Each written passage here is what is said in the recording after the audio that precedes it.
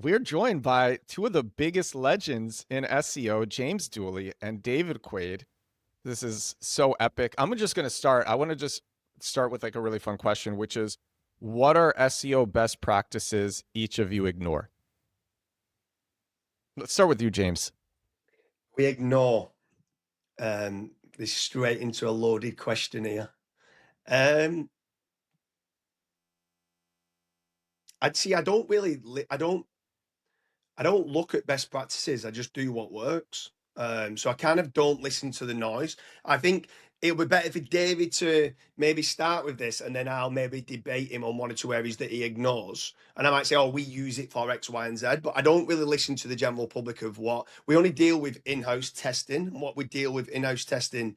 For certain sites, we might do things, and for certain sites, we might not. Like I've seen one or two things where David doesn't like EEAT, for example, and schema and stuff like that. So we can negotiate certain things on that. But my issue is with this is I'm going to try to debate David on certain stuff.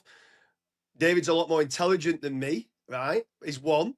But two is that I think I resonate with a lot of things of what he says. So when I'm debating something, I'm just debating it just to play devil's advocate. And I think absolutely the same way. And James, I've actually been a big quiet fan of yours. I actually even said to Edward, I'm not going to say what it was because I think he wants to bring it up later, but um, a huge fan of yours because of exactly what you just said. We do what we do and we repeat what works, right? So it becomes predictable, reliable, repeatable, right? And I think that one of the big problems, if we had to pick somewhere to start, is that the idea of best practices, right? That is the problem in SEO, right? And the problem with best practices is where people get lost. And I would love to get into the why people get lost, right? Because I think that's much more interesting. Is that um, people seem to think that SEO is putting everything into something, right? The more SEO I do, the better outcomes I'll do. So what are you doing? What's in your list? What's in your list? And running around and then looking at their competitors. So saying, look, their competitors go to this page, a money page, a pillar page, an access page, an airplane page. I need all of those pages. And then they introduce cannibalization. And then they do this, this, this. And then they go like, it's not working. They get frustrated. They give up. They stop trying. Or worse, somebody says, yeah, you just need to put in a schema or put in an image or add a table or add 5,000 words, and then they give up. And that's what worries me, right? And so when I look at so a lot of my sort of like frustration, especially when I'm on X and I'm like, and I come on and I go like, why are people still pushing this or pushing that? It's because I see 100 people or I've spoken to 100 people. I give up about 20% of my time to people who I help for free. And so I met this one person who's hopefully going to be a guest on the Edward Sturm show. She thought she got hit during HCU. She's actually gone and turned from like a proper bricks and mortar business and vibe coded an entire e-commerce site that takes money, and she built it in Claude, right? A non-coder, non-technical, non-SEO, right? And this is like her 10th project, and it's so impressive. And I've helped so many people just try to navigate between the disinformation. And I spend so much time on initial calls with teams. And sometimes like I just do very hard practices, like for example, um, the content structure that you have to follow a particular structure idea. And sometimes what I'll do with teams is I'll go to the web ticket and I'll swap the content that they've written for the content brief. And I let the web team post the brief and I'll let it rank and I'll go, all right, we just close this argument, right? Or the rank math green lights, 100%. You've got your keyword, right? So if I had to make a list of what I think are myths, I think the number of things that you need in a page are actually very minimalistic. One, you just need a page. I actually learned that on the Google official product support forum, is that Google will just index a page as long as you have authority. What I've realized is that the whole word authority has become taboo, and talking about it in certain circles is just it's just a magnet for chaos, right? Like people hate the idea of I still see web engineers talking about crawling as if it starts on the home page and then the spider goes along, reads all the pages, and then comes down, and then reads all the and comes down. And that if this page is 9 pages away from your home page, and Edwin and I are big Matt Cutts fans, for example, and we know that, well, actually, if this page is going to get indexed, it's because it has to be important, right? And I think, and I think with almost everyone I've spoken to on X, there's still this idea that Google can one day appreciate quality, which I think is just a never possibility, right? Yeah. Because it's so subjective. And I think people jump to things like, well, I just wrote an article about what is the capital of France. Google can see what the capital of France is. And I'm like, okay, right. How often are you writing an article about the capital of France and the history of France, and why bother, right? But how often are you writing like an SEO strategy? Because I guarantee you, every person that's been on this show is a fantastic SEO and has had at least a 10 to 90% difference with everyone else on the show. All of their content is indexed, right? I'm sure I've made lots of mistakes in predictions about SEO. But what I want is someone to give me a roadmap to test or proof. And what I end up getting is, yeah, I've got 10 years experience. And I'm like, okay, well, that I Yeah, can't that's hang just with a that. nothing statement. I'll tell you, I will. Let's kick things off, right? I've got a good idea, right?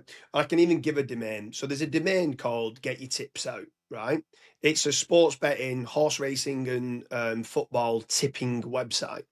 What a And great name. yeah. To be fair, I only bought into it. The two lads that owned it, Joe Norris and Dave Potter, they're the ones that set it up.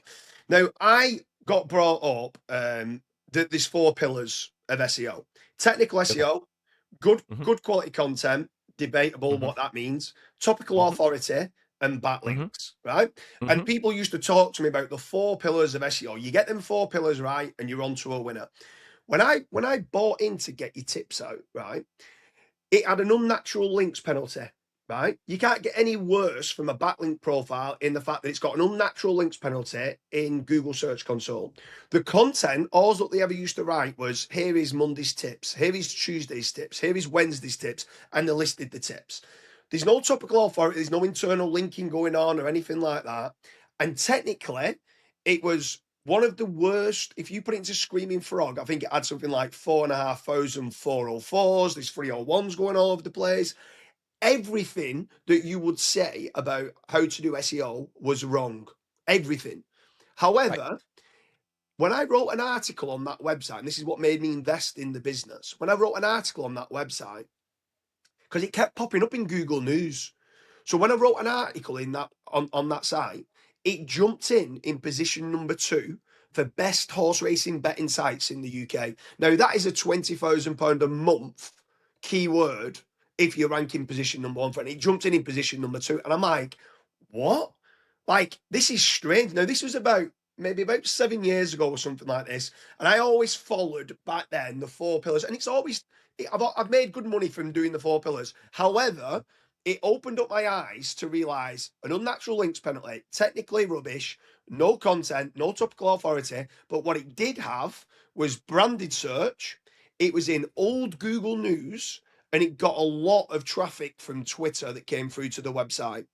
Now, I'm like, well, I don't know. This is completely reinventing the wheel of what does good SEO look like. And there's a big emphasis, in my opinion, on brand and on traffic, not always about the good quality content. I've got one more example, and then obviously we can talk about the different stuff, is BritishRacecourses.org, right? Was another one back in the day that we had. It actually started to get negs for SEO, then it's down now. It's just doing bits. It's not doing anything like it used to. But back in the heyday, we started to build out pages on there. I probably went too wide. Like you've got topical authority on certain topics, and if you keep just expanding, you can end up harming a whole site. And I thought I could rank for anything, and I wrote a page.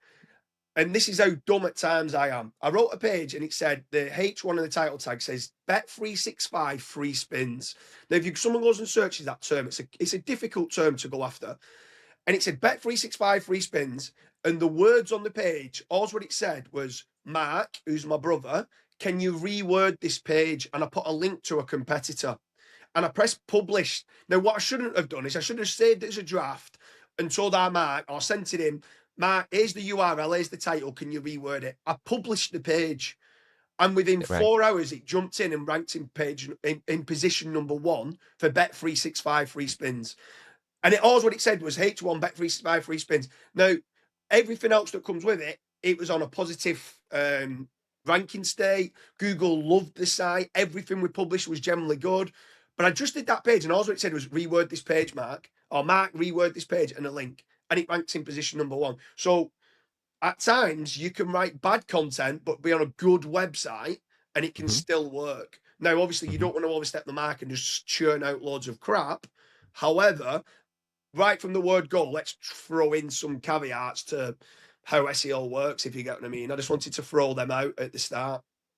This method of marketing is so effective, I had to make sure it wasn't against Google's rules before I kept using it. It's a form of SEO I call compact keywords. Whereas most SEO focuses on putting up articles to answer questions, how, what, when, compact keywords focuses on putting up dozens of pages that sell to searchers who are actually looking to buy. These pages rank on Google and convert so much better than normal that when I discovered this years ago, I couldn't believe this was allowed. It's less work too. The average compact keywords landing page is only 415 words. Compact keywords is a 13-hour deep course on getting sales with SEO. A customer said, "We spent nearly $18,000 in the last year and a half on marketing and SEO through different agencies locally, and that did nothing. We decided to take the leap on the compact keywords course. We're now getting about 6 to 8 calls per day on a good day, which is just unheard of." Another customer said, "Give it to a junior employee, have them follow it exactly as Edwards laid out. You don't have to do anything, and you're going to gain a 6-figure SEO level employee just by having them go through this course." Compact keywords is about setting up an SEO funnel that brings you sales for years and years and years. It works with AI, it's less work than traditional SEO, and it makes way more money. You can get it now at compactkeywords.com. Back to the podcast. That's such a great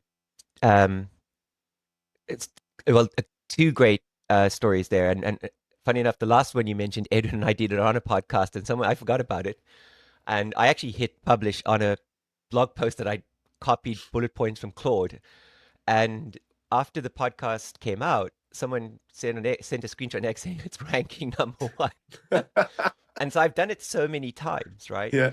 And so I think that there are particular cases when content can matter, right? But the overall problem with content is, as I keep sort of like thinking about this, probably overthinking and spending too much time thinking about it. But like, if Google knows all of this, and we went through a global pandemic where countries were rushing out of COVID vaccine, and Google knew everything and it sat in its hands and did nothing, that's bizarre, right?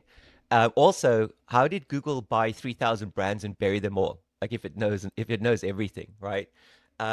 We can see that LLMs know nothing, right? Like if you go to an LLM and ask it a specific thing, again, it comes down to like, so when ChatGPT first came out, I asked ChatGPT, tell me about chiropractic. Is it backed by science? And it's like, oh yeah, there's so much science. Like it started off really bad, and now there's so much science. So I'm like, well, tell me about some of the science. Oh, there's so much. Where do you want to start?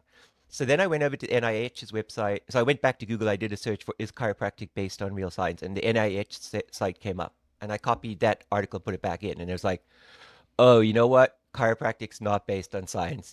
It's very fluffy. And so the first time I played with a neural network, I was 15 or 16 in high school. And a friend of mine gave me a neural network. And I had an IBM 386 SX25. And it took an entire day to train it to recognize the letter A, right? That's how long it took. Just the letter A. We weren't getting like the word "and." We were just getting the letter A. And I thought this was really brilliant, but also like we don't have the machine power. And so the problem is that the NIH and the CDC and Google are not going to write 10,000 articles reiterating a position or a point of view. But if you have a lot of people that are very enthusiastic about a topic, they're going to produce a lot of pages. And so when you go to ask an LLM, it's giving you the consensus and the vast majority. And I'm actually okay with this because it generates a ton of work for the SEO industry. I'm not okay with it because I think it generates a ton of malinvestment for people who have to follow it. And I'm not saying to people you can't use it, but I think I think Ed and I said this, or Ed said this. You actually have to know SEO in order to know if the advice you're getting from the LLM is good enough, right? Um, and that's the problem I'm coming from. So sometimes it sounds like, and I want to step back and say I don't want to say that good content isn't important because the Google is the vehicle, SEO is the vehicle, but your content is the package. So if you're going to deliver shit content, eventually that's going to poke a stick and bounce against you.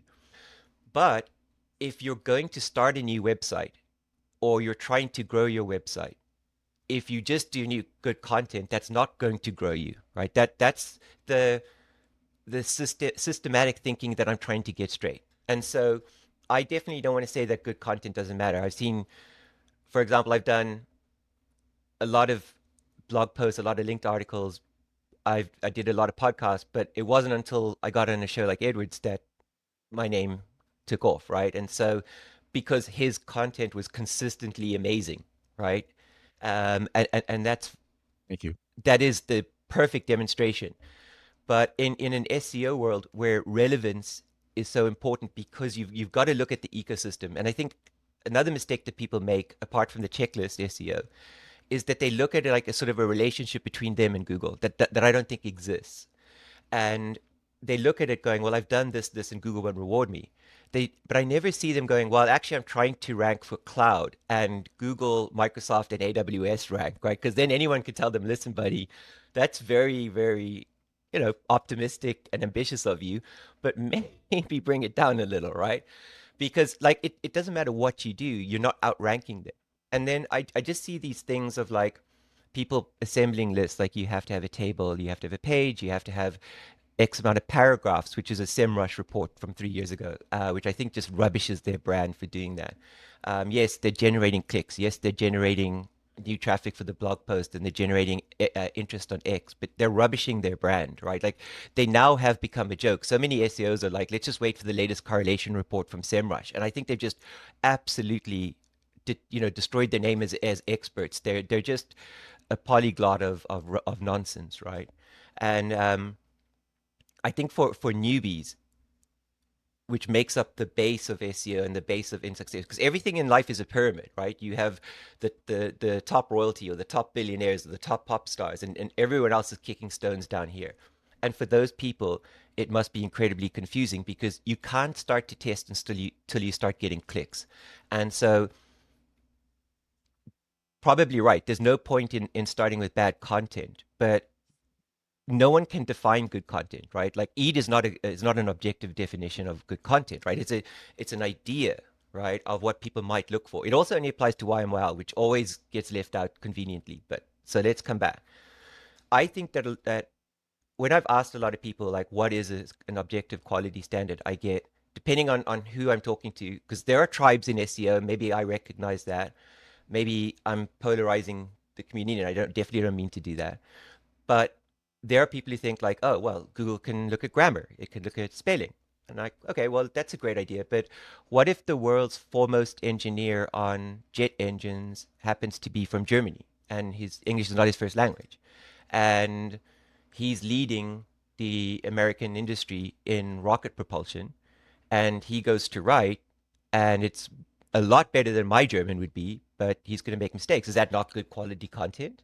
Of course it is, right? And then there's Reddit, right? Like before Google started mass indexing Reddit to replace HCU sites, um, all of the rubbish that's in Reddit, right? So you literally have 5 comments that agree with the post, and then you have 5 comments that disagree with the post, right? So there's so little fact checking, grammar, spelling don't make good content. Like when I went to university, ad copy had to be perfect, right? There were no typos. If you look at the US market, and I think it's come over the pond, right, to the Irish and UK market, um, where brands that are targeting younger generations intentionally have typos, right? Like get your tips out. If you'd gone to school in 1988 at Oxford College, right, and presented that as you would have had a chat with one of the deans, I imagine, right? In Yeah. South Africa, I'd have been picking one of those whips and choosing which one I was getting lashes with, right? So that's my take on content. Like absolutely go write good content. But when I look at people talk about it, my site's not ranking, I'll see 90% of people replying, well, your content shit. I'm like, they haven't put up their website, right? How Yeah. have you jumped to it's and then the other side is like it's just write good content. And it's like, well, by whose definition? So it's not an objective place to start. That's my my challenge. And then another interesting thing you brought up is that yes, penalized sites. The funny thing about penalized sites is that they remain crawled and they remain indexed, and it's an aftermarket throttle, right? So you have the search indexer that doesn't seem to have changed very much that returns the results, and that's why cannibalization still exists because Google still cannot deal with two entries in an index from the same site. And so yes, you can publish content and it can go up, and then Discover is a completely different system because it's not ranking, it's picking content for sending out for recommendation on the Discover app or sending out in an email or sending out. And so the spam system hasn't caught that and put a 55-point drop on the page because those pages still fluctuate. They're still ranking. They go through the indexing system because it'll slow it down too much, right? They're ingesting so much content. I've estimated it takes about 0.01 seconds to index a page. Yeah. That's not enough time for anything. Yeah, for sure. With regards to so I've seen one or two, I've looked up one or two things of what you said, and with regards to EEAT, what's your thoughts on what EEAT is and why it's not a thing? Because I just want to go through a couple of things, and you're saying it's only in Your Money, Your Life. I partially agree, but just to add a caveat onto that, is it's also Google News, and that can be in any market, not just Your Money, Your Life. And I can show you some examples of that on EAT for that. But I definitely do agree that all these people that jumped on the bandwagon when they got hit with a HCU update and just decided to start putting an author box above the fold, and that's now going to sort the problem out. And everyone came out with like, I'm now an EEAT expert, and they was all selling this dream that it's a big ranking factor. I definitely agree it's not a big ranking factor. However, from the principles of what EEAT is, I like the idea from internal training, but from like, let's say they added the experience part to it. I like the idea of when I'm training the team as a concept. I love working in frameworks, so I do use the EEAT framework for training staff to say you need to be touching upon that you've got the authoritativeness, you've got the trust, you've got the experience. And when I'm talking about the experience, I'm going on about like case studies, awards, reviews, and I'm going down that road, but I'm explaining, look, even Google's saying this is a thing. Just because at times, if I just keep telling them, well, the data says this, and at times the even existing staff, when they're trying to challenge you all the time, you're like, look, just follow this framework. But we've changed the frame. I don't know what the general public say what EEAT is, but when you look at EEAT, for me, it's good quality content, build the experience, which is the reputation, the first-hand experience, the information gain, have the trust of the brand and the authoritativeness of building links. So we just call it the EEAT framework, which I do believe is a good way of putting it. Otherwise, I'd have to call it something else. So I think EAT can be a great framework. What I think is there were three things that stood out in what you said that I think I'd love to underline. One is it's a framework you like, and that's perfect, right? Because that's your framework, and you've got that framework with your team, right? And you've got your here's how it fits in, here's why we're doing it, right? What's really interesting is that your framework definition would match mine and the ones that I have online, right? Like with say Ryan Jones, for example, which is you said it's about backlinks, it's about building authority, it's about people understanding and coming back, and are people coming back to the site? And I don't know that Google differentiates about branded search. Maybe we can kick that can after this, but yes, I can subscribe to all of those. Here's the problem. EAT doesn't say any of those things, right? The EAT framework doesn't mention backlinks. It doesn't mention anything about like return visits. Maybe it says, would you come back to this website, right? I can't remember. It doesn't, what EAT has become, and if we go to any LLM and any user can do this, even if you're listening on Spotify, is just like jump over to ChatGPT at the very end of this podcast, obviously, not before. And you can say, what is EAT? And how do I put EAT in? And it will recommend an author bio and making claims and all of these things, right? And so someone came on to me on LinkedIn the other day and they didn't come in I hate disingenuous arguments, right? Disingenuous arguments are trying to prove an ideological feeling because it hurts their ego, right? What you're doing is saying, look, I'm trying to find something tangible, objective. What do you think? And I think that is how SEO needs to be debated, and that's why I'm thrilled that instead of us just talking like a vacuum chamber, an echo chamber, we're getting into the meat of these things. The problem is that so many people just think in straight lines, right? I've got good content X. I've done this X, ergo that. And I think that if I had to start every blog post with I have X money years experience, I worked at Dell, I worked at Microsoft as an SEO consultant, I spoke last week at this conference, it's just unnatural. I mean, neither of us started this podcast with our resume, right? Yet people are saying that's what Google can detect. And so this person came on to me and gave, oh, Google can detect AI content and Google can do this and Google can do that. And it's just an aspirational list that is impossible to debate. It's the same as when people come with anecdotal evidence. Like you said, it's just a nothing story, right? So I think, first of all, I can't see why Google would not rank that content, right? Because I think it will rank what you presented. So I think, of course, it's going to work. So if someone thinks that they've gone and put EAT into a page and they went and ranked it, and if that's what they want to attribute it to, that's what will get attributed. That's how we work. If I believe that a good image is important or a picture of a lucky rabbit's foot is important, that will work. And I'm not trying to in any way reduce, because I think your framework is an important framework.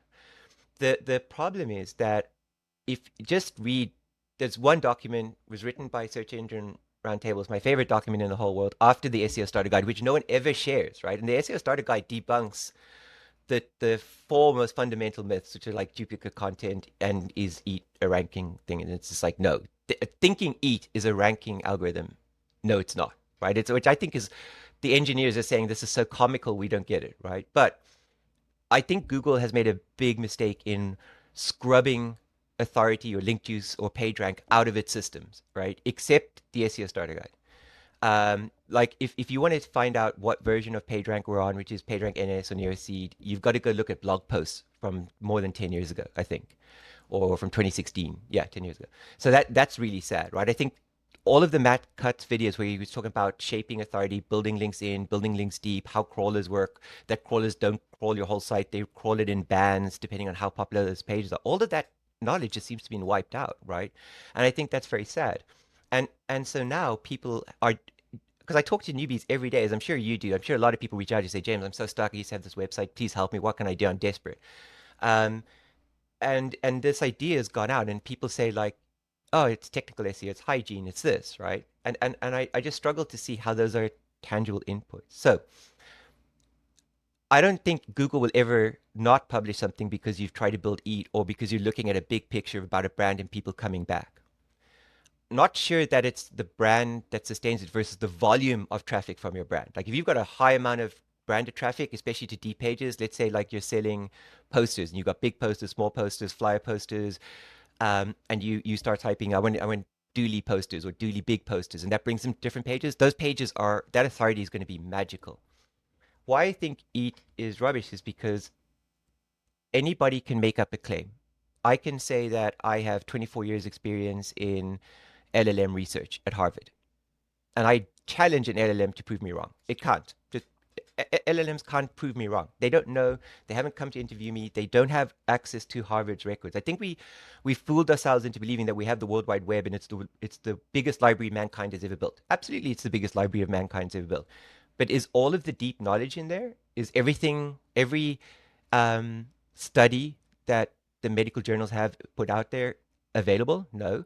Are they in consensus mode? In other words, for every article about people doing research into chiropractic or any new therapy, let's not beat up chiropractic, is there 100 peer studies on it? Or is there 100 articles on the New York Times, joeblogs.com, right? Giving an opinion on it. that the LLMs are also reading because they might rank if Google reads it? Or what if somebody posts an article on Reddit, goes like, I just don't like this and I just don't want to believe in it, right? And so that's where EAT starts to just crumble for me, right? And then if we go back to the article about from New York Search 2024, when John Mueller was talking about it, he's like, so many people come up and say we put EAT into our content, and he just reminds people it applies to YMYL. I think YMYL is extremely broad, but someone told me the other day that YMYL includes lawyers because you might hire a legal team that might cost you $1 million.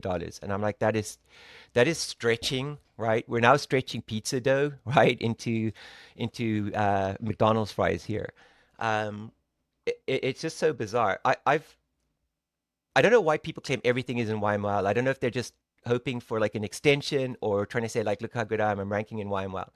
I found one or two projects that I can put my finger on in YMYL, and I have hundreds of GSC. I do a lot of answers on Reddit and X, and people say, here's my search console. Can you tell me what's happened? I've been penalized. And I'm like, no, you're fine. You're okay. You just have too many pages talking about this or whatever. You're fine. Just go fix it. And one of the nicest person in the world, and just was getting beat up on Reddit saying like your content's terrible and stuff. And didn't even put up the page. And what we found is it was related to COVID vaccine technology. And it was a company that made an input, and there were 7 websites on the entire World Wide Web that matched this particular search. And if you searched with the brand, the other ancillary pages and press releases that they put out all came up. If you took the brand out, just the other 6 competitors came up. And then we started to look into what was in the backlink infrastructure. And these guys had big backlink profiles, so it took a while to go through. And then we realized only the parent domain had the authority to rank for that phrase, and we couldn't move it to the subdomain. We couldn't move it to an EMD or anything like that. We had to keep that content there. And we tried that on my site and other sites that were in the medical industry. And with the branded search, you could find the name of the protein. Without it, not a hope. And I was like, oh, now I get YMYL. So YMYL says it must be to the detriment, like, of society. I don't think picking a bad lawyer is to the detriment of society. That's not something I think Google can advocate on, right? I mean, it's stretching it. And so no problem with EAT. Yeah, just to go through a couple of the things on the EEAT framework, just to try and go through a few other bits. So again, I'll challenge you a little bit on the branded search, and you said you can kick the can down the road and stuff, and we can have a thing. And maybe I'll just do this internally again to the team. I'm a big advocate that if you get more branded search, your site ranks better. Now, this could be an indirect ranking factor. So what we're trying to get the whole team to do is try to do social media campaigns, image ranking, video ranking, and it could be, you could say it's the third-party corroboration, it's the backlinks and stuff like that. But anything we can do to try to get more brandable search leads to better rankings. Now, there always seems to be a direct factor of the minute the increase of branded search, the better the rankings of the website. Now, I also do know a few people in black hat shady industries that just do CTR, and they don't do anything else apart from just start to run on existing sites, like 10 monthly searches, branded searches, then they trickle it up to 20 monthly searches, and then the whole site starts to lift. Now, it could be the dwell time because they spend quite a long time on the homepage and they're clicking through different pages. So it could be that could be any sort of search. It doesn't have to be the brand, but they do it religiously all the time. And it does seem to, like, literally the case studies, they're not public case studies, they're private case studies, but it seems to work. So I can answer that. Yeah, go for it. Yeah. So here's what I've seen and tested. And I think one of the problems that people do with testing is not testing the corollary, right? So I did X, Y, Z, it ranked. Great. Change X or Y and do it. And people get too afraid, right? And that's where I realize, and I don't blame people for it. That's how we are, right? We are emotive machines. That's how we're designed and built, right? So if you look at branded search, and if you look at, first of all, take GSC, right? Google only just recently added a branded search, where you can search without branded. And when you search without branded, you actually lose so much information in the table, right? But it just uses a regex, right? Which means Google sucks at telling brands. Like if I've been doing AdWords since 2003 or 4, and so I know that it will sell brands as a normal keyword. It doesn't differentiate. It only knows your brand and your domain name because the domain name and the brand usually match, right? And you can do this. You can make a brand that could be called like bestpersonalinjury.com, and people will start searching best injury. So Google, I think Google would struggle to try and identify particular brands in searches, and I don't know what the value to them as a search engine would be. To me, they treat it as search terms, and if you go to GSC and you click on branded, and it just does a regex and it misses them, right? Like, so if you spelled personal injury without a J in the middle, it won't work. The regex won't actually capture the brand because it won't be able to get INURY, right? And so if it's that basic, it's not strong enough to be built around. So if you look at branded search as a component, I've seen branded search clicks, like going back to the sticker example, right? Or let's say the bar, right? First of all, I'm looking for a great pub in Manchester to go and get some fish and chips, Sunday roast, or watch the match tonight, right, with my friends. I might find a bar, go, oh, this is Dooley's bar, Kenny's bar. This is great. This is where we should hang out tonight. Somewhere new, looks like a fun, good vibe. Lots of people my age. I love it. Um, you're going to go tell your friends to look up Dooley's bar, right? And then you're going to look at the click-through rate, and the click-through rate could be 80%. And so the magnification of the value of that goes up hugely. If you look at most of your highly competitive terms, like best horse betting site, those click-through rates could be down to 0.8%, and a constant rotation battle, needing constant authority, constant click-through rate, constant you having to expand topical authority and then linking back to that page and then getting pushed down again and then coming out, adding more authority and pushing it back up and all of that, right? Whereas a branded search just comes in at like 88, minimum 40% click-through rates, right? And so that percentage click-through rate is an enormous amount of authority calculation in, I think, Yeah. versus Google understanding a brand or rewarding brands. But yes, if you step up out of the weeds, it does look like it rewards brands. But that's where the problem in the definition lies, is like, I don't think Google understands brands, right? Well, again, I'll just on one or two bits on it, like with regards to Please. non-entities. If you're not a non-entity, it's a little bit different. But if you're a non-entity, so there's one or two things that they'll do as well with regards to related searches or Google Autosuggest. So what they'll do is they'll do the main focus keyword, and then they'll append the brand name after it. And if it's not a non-entity, the volume that they need to do is 10 times greater than if it's got, let's say, a knowledge panel or it's a known entity within Google. They only need to do maybe 3,000 to 5,000 searches. And what they're able to do there is append on the auto suggestion that comes down. So it could be personal injury lawyer and then a brand name after it. And there's a lot of them that do that. And then not only are they doing the branded search, but now they're doing brand search alongside a keyword that they want to be known for. And when they start to do that, they're getting the click-through rate that some might choose that auto suggest. But then that when they're doing it, there's a direct correlation to that keyword starting to rank better in time. And you're not, without even doing the CTR, you're just doing the search within Google search. And they'll do it. I know you two do quite a lot with People Also Ask. And there's quite a lot of these people doing on the CTR front where, again, I've seen a few episodes and people talk down about CTR, or you run it and then with the minute you stop, it stops working.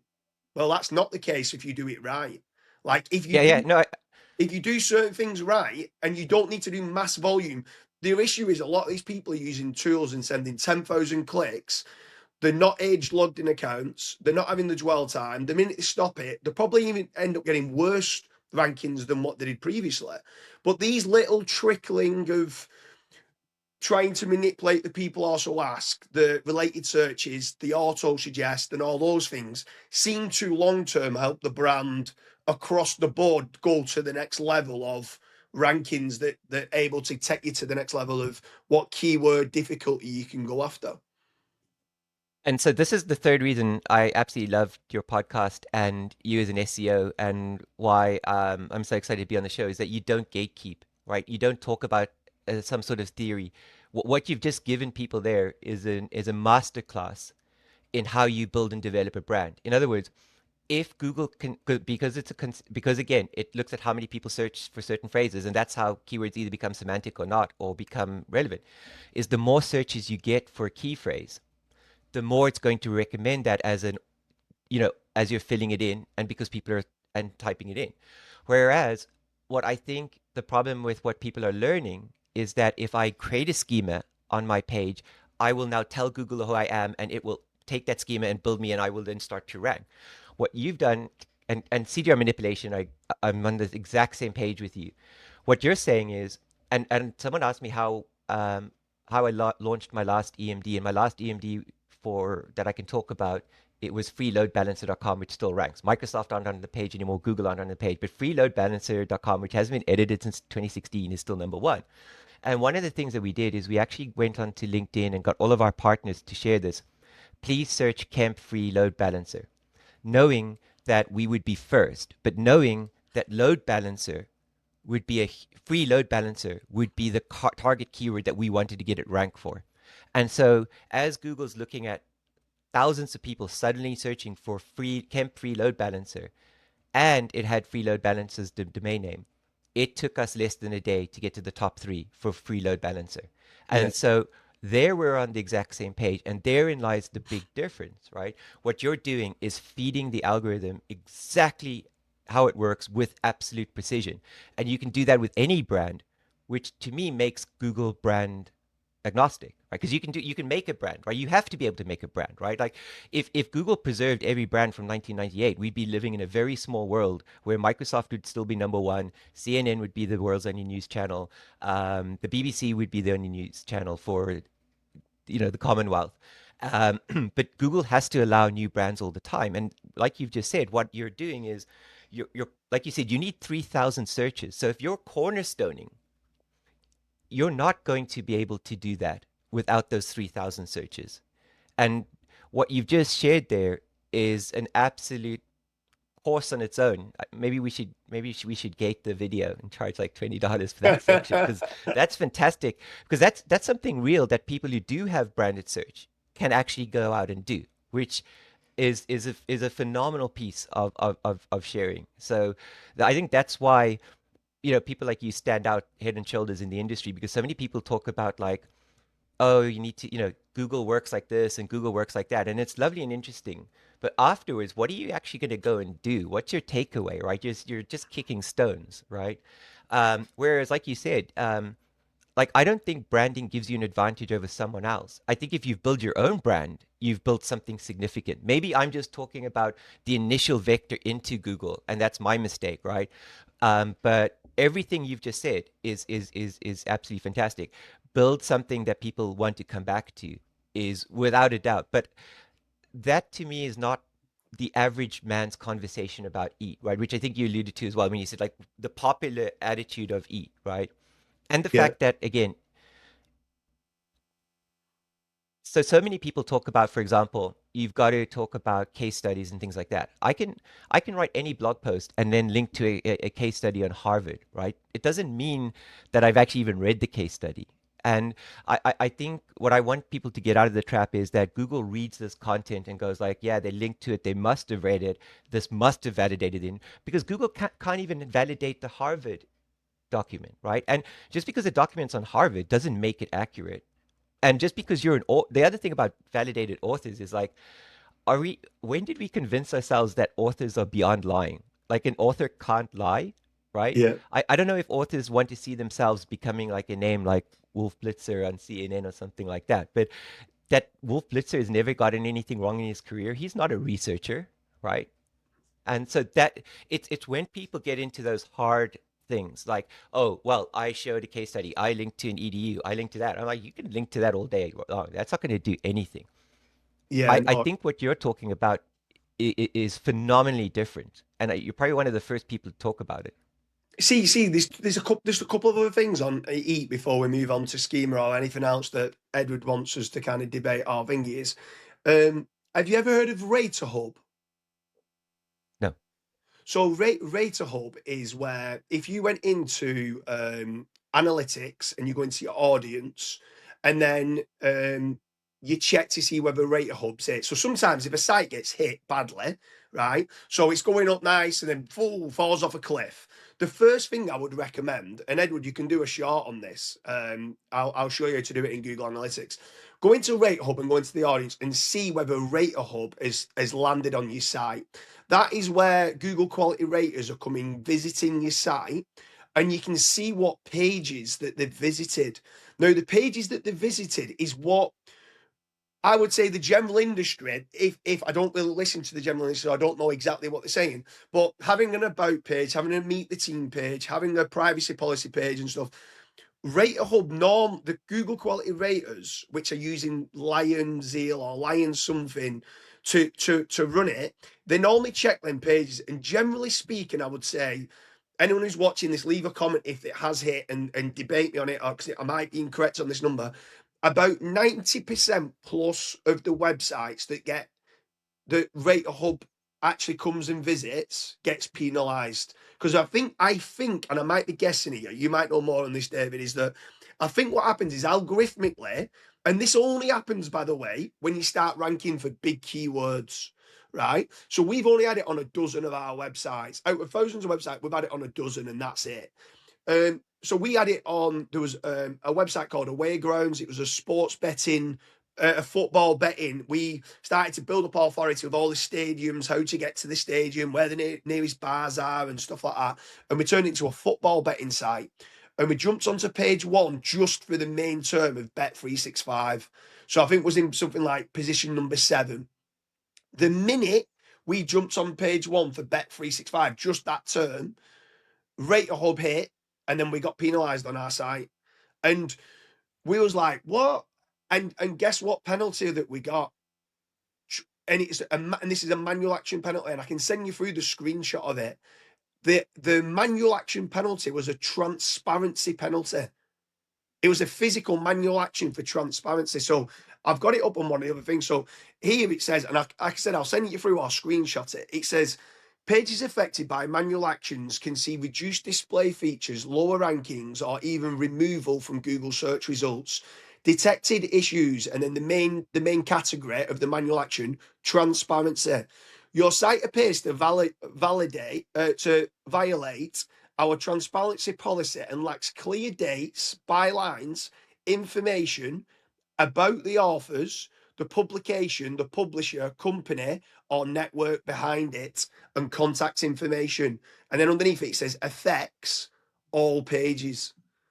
And that's and I can send you through it. So my issue is That's a for betting site, right? 99% of the, or 99.9% of the industry, I don't believe EEAT is a thing. However, if you do start to get some really big rankings and RaterHub comes and hits your site, at that point you might get a transparency penalty. So is it not just worth ticking the boxes for EEAT just for it doesn't take long, it's a one-off type job to do, and trying to then do the branding that try to build your author profile. So for Get Your Tips Out, I want to build Dave Potter and Joe Norris as being personal brands to build them up, which then strengthens the Get Your Tips Out brand, if that makes sense. Let's come back, right? So you got a manual action which can't be triggered by a quality rater, right? And also quality raters, there is not enough quality raters to read the Discover News headlines for an hour. It's impossible. The amount of content that we produce, it's just impossible. Agree with you on the 99%, and I would agree that a betting site could cause damage to the detriment of society because betting is an addiction, and people often, unfortunately, some people bet for the bet. They're not actually making an educated guess, and a lot of people can get in trouble with betting, right? So a lot of people enjoy betting. A lot of people enjoy alcohol. I don't want to stop people drinking alcohol, right? I enjoy going to pubs and hanging out with people. And I'm not adverse to drinking. I used to drink myself, but my hypertension got out of control. So I nearly lost eyesight in my right eye. Like I had 10 months to go. I had like a big black hole from the blood pressure in the blood vessels.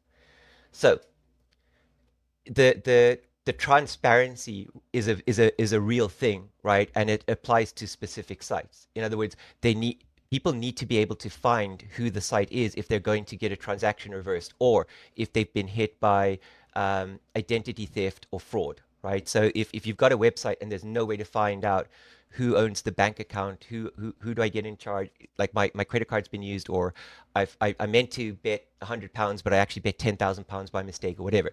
Those are real things that I can understand Google going after, but I don't think that's an author bio. I don't think an author bio on its own is fixing that. I also have hundreds of sites that rank for very big, very, very big phrases with no author bios that do just fine because I don't think the author bio does anything. Transparency is I don't think that's an EAT issue with the huge amount of respect, right? Again, I don't have a problem with people. I use an author bio on my page. There's just no like about me block because I can't be asked writing it, right? I'm not. I can see how Betfair would fit completely within YMYL as would a payday loan, right? Those are direct things that affect a huge percentage of people. But thinking that Google will validate content or rank content higher for an author is because it cannot validate that author. But if the author says I'm the CEO and there's an about us with contact information, company information, and those match, I can get it. And especially if a software engineer or spam engineer goes and looks at it and goes like, this is a site that's taking money from the public and I can't find where their registered office is or their legal team or their support team, totally understand. But I don't think that's EAT, right? Yeah, I it might think not be, EAT, to be fair. I was just, also what I was trying to do is just showcase some examples where, for me, I resonate with everything you say with regards to if someone comes along and their site's not ranking and they go, oh, you just need to add an author bio and stuff like that, and thinking that's going to solve your problems. It's not. But then, just from a framework point of view, what I didn't want to do is I didn't know how it was going to play out where you would have gone, oh, you low life, you shouldn't be doing EAT and stuff. And I'm like, well, as a framework, I don't mind having it as a framework to follow, just to say, tick the boxes, get the right foundations in place. It's not going to transform your website's rankings, but it's just the trust signals to then be able to do the content and the links. That's where I would get nitpicky and say it's not a foundation, right? So here's what I would say is a foundation, right? You need some sort of authority, and I think Google has lowered the bar for authority, but the world has raised the bar, right? Like if you were the first Betfair or the first Irish bar, right? There's no bar, excuse the pun, right? However, if you're now coming into Google in 2026, yes, you can cornerstone. You could use PAA, you could use a bunch of low keywords to get in, but you're only going to get so far, and it takes time, right? The page has to get clicks over a certain amount of time. The page needs to link to other pages. You need to learn how to link internally to cornerstone. If you're going to do that without, you could say like, yeah, I can do it without backlinks and without PageRank and without backlinks from the right. But I think that since 2012, especially, with so many people buying backlinks and then everyone saying, I'm never buying a backlink again. Now buying backlinks is so prevalent on one side. And then all of the people who aren't ranking, all of them don't have backlinks. So it's like one half of the industry knows that you need backlinks. One half of that industry knows that you can buy backlinks. Some might just give you nothing and some might give you something and some might stop giving you something down the road. And I know companies, I've spoken to people who say they're spending 25, 30,000 like on a hamster wheel buying backlinks, right? And I'm sure if you're building a brand like you are, you're getting natural backlinks. Like you said, you're getting people searching for you in Google Local, in Google Search, and Google Maps, and in the Google rankings, which is an authority in and of itself. But I'm fascinated at how much for newbies we're not allowed to say the backlink word. Yet I see people building advertising backlink sites on Google Ads, like openly, right? And I would imagine that that industry, as that scales up, the value of those are just coming down with it, right? And I think that foundationally, you need to have authority, then you can get clicks. And I don't know that having an author bio is foundational because I don't know that people will get hit with a transparency issue. And you said that the manual action, you also were visited by quality raters, right? Again, the QRG cannot investigate every site, cannot review every site. So it's a YMYL site. I get it. They were probably all over it. I've never seen it in analytics because I'm in B2B, right? with Yeah. some B2C. I think just on there, So I don't know if I can call it foundational. Just so you understand it, this is, and again, like we're all kind of second guessing to a certain degree. This is what I think, and I might be completely incorrect. I think the providing a manual action penalty, I think that, like, algorithmically, the thing, I don't think the Google quality raters are able just to click the button at the end of it to say yes, have it. But I think all that they're trying to do is, before they're going to apply it, they're just checking with a Google quality rater just to check, have we missed something? And when they feed it back saying, no, we can't see X, Y, and Z, right, therefore, no, we are going to pass the penalty. Because it is literally what I would say, there's a direct correlation where RaterHub hits, for 24 to 48 hours later, manual action comes through in your Google Search Console. So there's a connection, and you can We're see 100% pages. So I think it's something to do with that. I don't think they've got the authority to be able to say yes, give them a penalty. But I just think it's just double check this. Okay, you've double checked it for us. Thank you very much. Now we're sending this manual action through. We're 100% on the same page, because here's where I completely agree with you. The items in the quality rater guide requires a human to go and look at that. We're on the exact same page, right? We are 100% on the same page. EAT applies to YMYL, right? Because quality raters couldn't possibly touch more than 0.1% of content coming in to discover in an hour, let alone the total amount of pages that are already out there, right? And so now we're 100% on the right page, that if a quality rater guide goes to a site and says, particularly in this section, whether it's transparency or making claims like, for example, if you take this drug, it will stop cancer, right? Anything like that would have to go to Google's quality team to investigate. 100,000% agree with that. That's absolutely perfect. The problem with EAT is that it's being touted as, when Google sees, and I mean Google the algorithm, not Google the organization with contractors, that you've got an author buyer, that you've made claims, that you said you've got experience, and that's 99.99% of the chatter on EAT right now, whether it's on X, Reddit, LinkedIn, blog posts, articles, stories, news articles, journals, right? And that's the problem with it being foundational, is that going to your site and simply making claims is ludicrous, right? It's a very different story if a human being goes to a site and says, I can't find their office. They're saying that this tablet cures cancer. They're saying that this can fix that. They're saying these things, or they're saying that this payday loan is a 700% interest rate. Those things are to the detriment of people or society. That's your money or your life, right?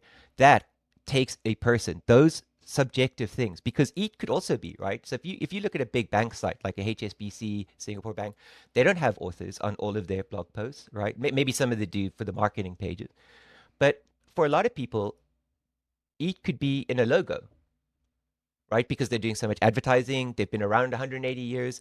Those are things that are machine, but also, right? If you take, let's take like the tech industry, you have Microsoft, right? Microsoft, very popular in the US, very unpopular in Germany, right? Very big open source movement. A lot of German governments and because it's a federalized country, removing Microsoft and banning Microsoft from their infrastructure. A Microsoft logo on a page could be the antithesis of EAT. So this is like what I'm trying to get at, is that, first of all, build EAT to your heart's content, but telling people that you're going to start ranking or stop ranking because you don't have an author bio, or you don't have outbound citations, or Google looks for this, Google looks for that, is very different to, I think, a site that's clearly within YMYL, clearly requires oversight, which Google has always tried to avoid, Meta have always tried to avoid, X have always tried to avoid, right? But they've slowly had to build it in through government laws, through the EU, through whatever, right? So saying it's foundational, again, setting people up for information on how to go and do EAT. If I had to say, here's 100 things you could do to your page, I would draw it down to, you need a page, you need a title, you need some content, you need internal authority, and you need external authority. Ready, set, go. And then you've got to build up. If you're getting into gambling, adult fun, adult sites, adult entertainment, I mean, medical claims, definitely medical claims, especially around vaccines, you absolutely have to have a different site. You need documentation that people can see and read. I also do believe, by the way, that if you're writing your structure and you're making a claim about something, right, and you link to the case study that you've linked on, that the human will also read that, right? And then from a branding point of view, that all works out. So I'm not saying avoid it and don't build author bios. I'm just trying to build a system of like how it works, when it's algorithmic and when it's not. That's all I'm trying to do. I'm just trying to say it's a system, and it's if this then that, or this then that, right? Just a heads up as well, right? Mhm. I'm only playing devil's advocate. I ain't pro EAT. I totally Like I'm certainly not pro EAT. 99% of my websites don't have author bios. They just don't like yeah. all my local lead generation websites. Not one of them have got an author bio. Not one of them.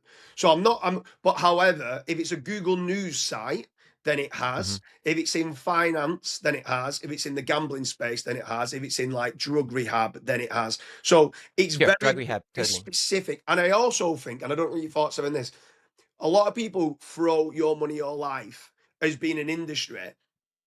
I think it's only a very, very small amount of industries within Your Money, Your Life that actually EAT applies Mm. for. I don't think it's for all Your Money, Your Life. I think it's It's all not even in where there's big consequences like death or mm, massive debt that something mhm. could happen with misinformation. I think it's only Exactly. those.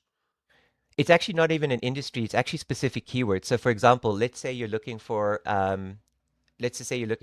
a protein storage or a DNA replicator, and you can search for DNA replicator. If you search for DNA replicator for a specific type of COVID vaccine, the number of pages might go from 10 million to 10. And it's actually the phrase. So if you search, for example, how do payday loans work? Not YMYL.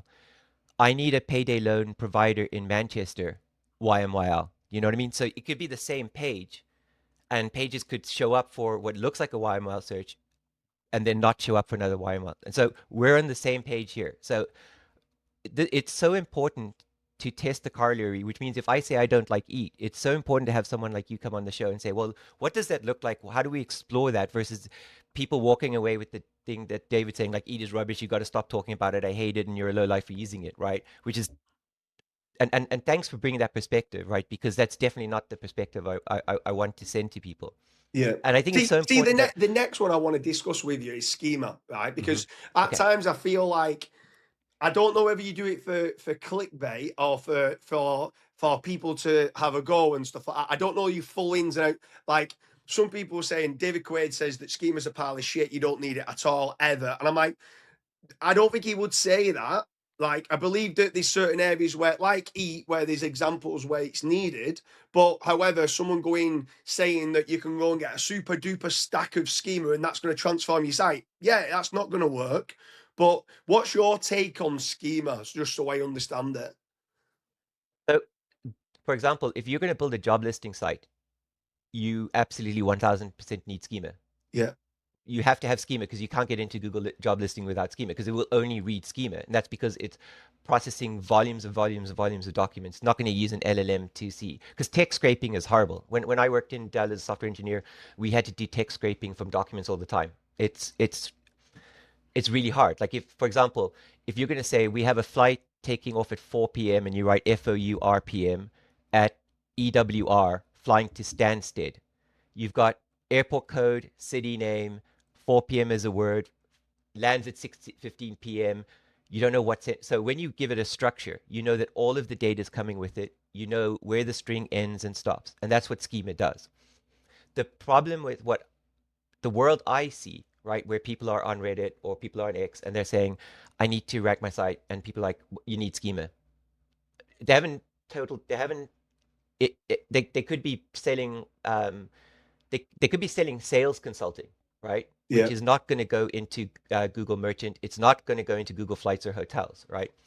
So if you have 10 websites and 9 of them have schema for jobs and the other one doesn't, then the other one's not ranking. So you could say, okay, that's technically an SEO failure, right?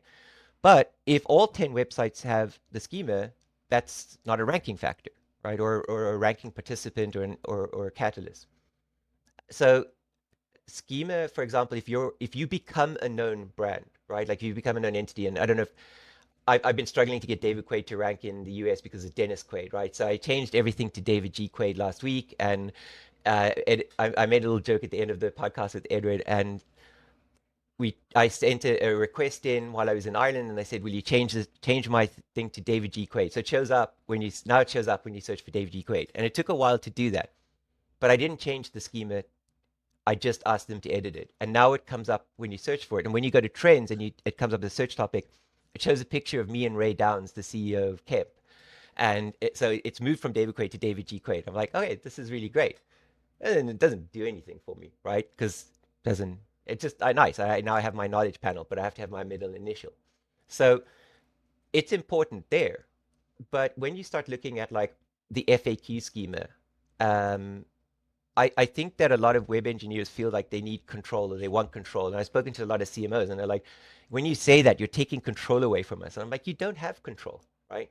You have to, Google's non-negotiable, right? Like essentially what you're saying, the reason you have your 4 foundational pillars or your 5 foundational pillars with you should do this, this, and this, because you want to make sure your team is uniformal and they're not missing things.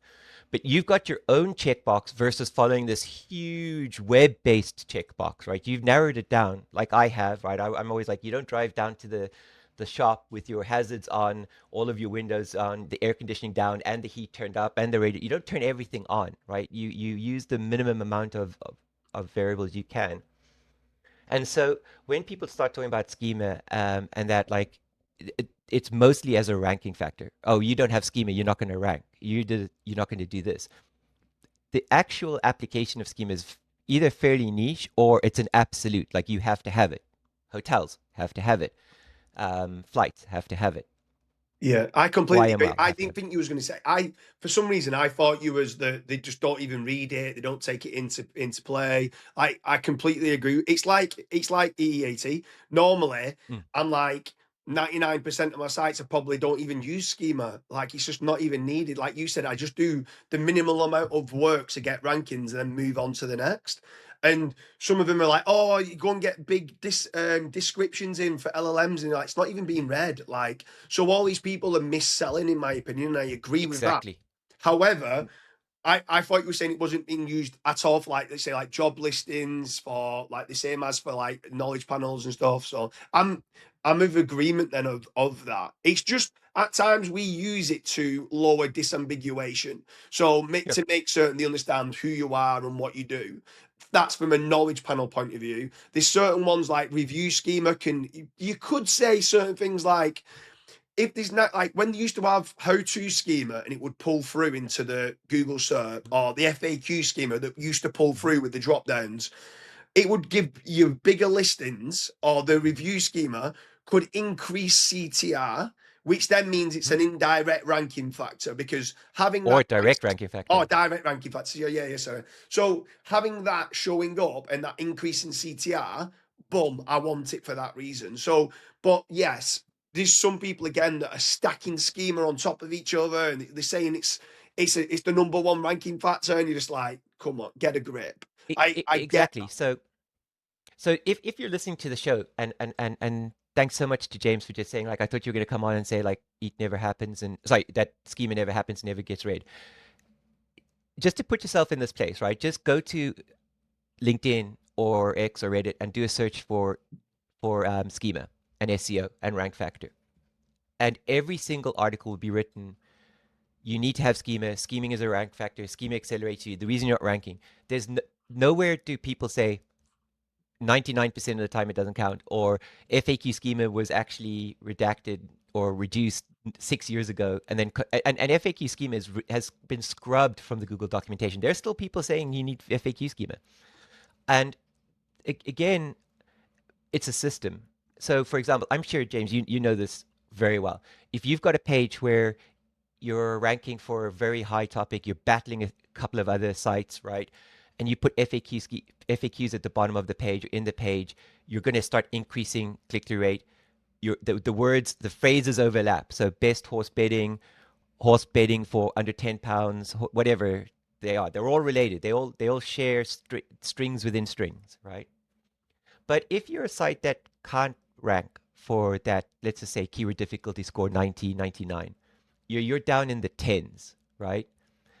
I would say you need to put every FAQ on its own page. And that's what we did with the PAA hack and why it works so well. And I actually, someone emailed me, go like, sent a screenshot and said like, you're kidding me. It's been less than 24 hours. And one of the problems they had is they'd put them all on the same page. And so I said like, look, Google was built in the 90s by Unix engineers and it works the same way. And so if your document is called meat market, and then you start talking about what is a steak, what is a ribeye, what is a this, the relevancy to the page of what is a ribeye to a page called meat market is very, very low. It's very tenuous. And it takes humans to actually go meat market could mean a dating site or an actual butcher shop or a this, right? And I don't think Google ever built that in or factored or needed to. But if your page is called what is a ribeye steak, your document is 100%. Because there's very few pages that rank for the 100 Years' War, who was Queen Elizabeth, and how do you make wine, right? They tend to be three different documents. And maybe that's a part of Google search that is archaic, right? And anachronistic. But there's a huge amount of relevance, and I'm going to say the taboo word, to authority. And so if you've got if you look at a lot of the people who rank for PAAs, or people also ask or how-tos, they're within a document. And so when you don't have a lot of authority and you create your own page and you get the relevance of the document name, you can come in and bounce them out.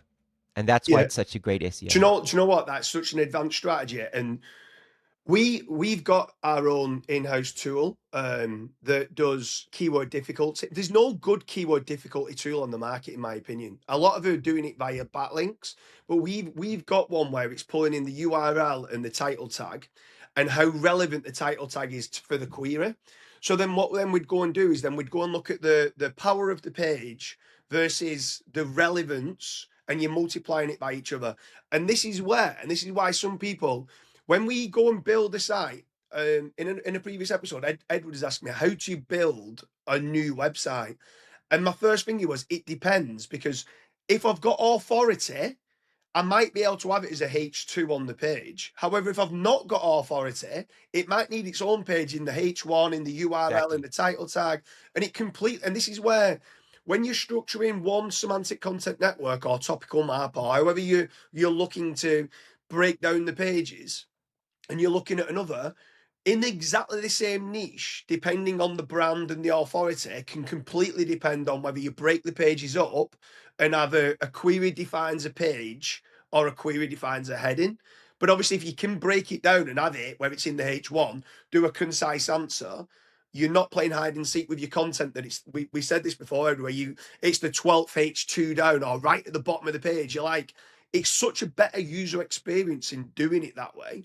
And the amount of people that just go, oh no, I'm not going to set it up that way. Well, that's fine. Have it as the 15th H3 on the page, right at the bottom of the page, but they're going to bounce. It's going to be a bad user experience, and therefore your whole site's going to get downgraded because they're not having a good user experience with the site.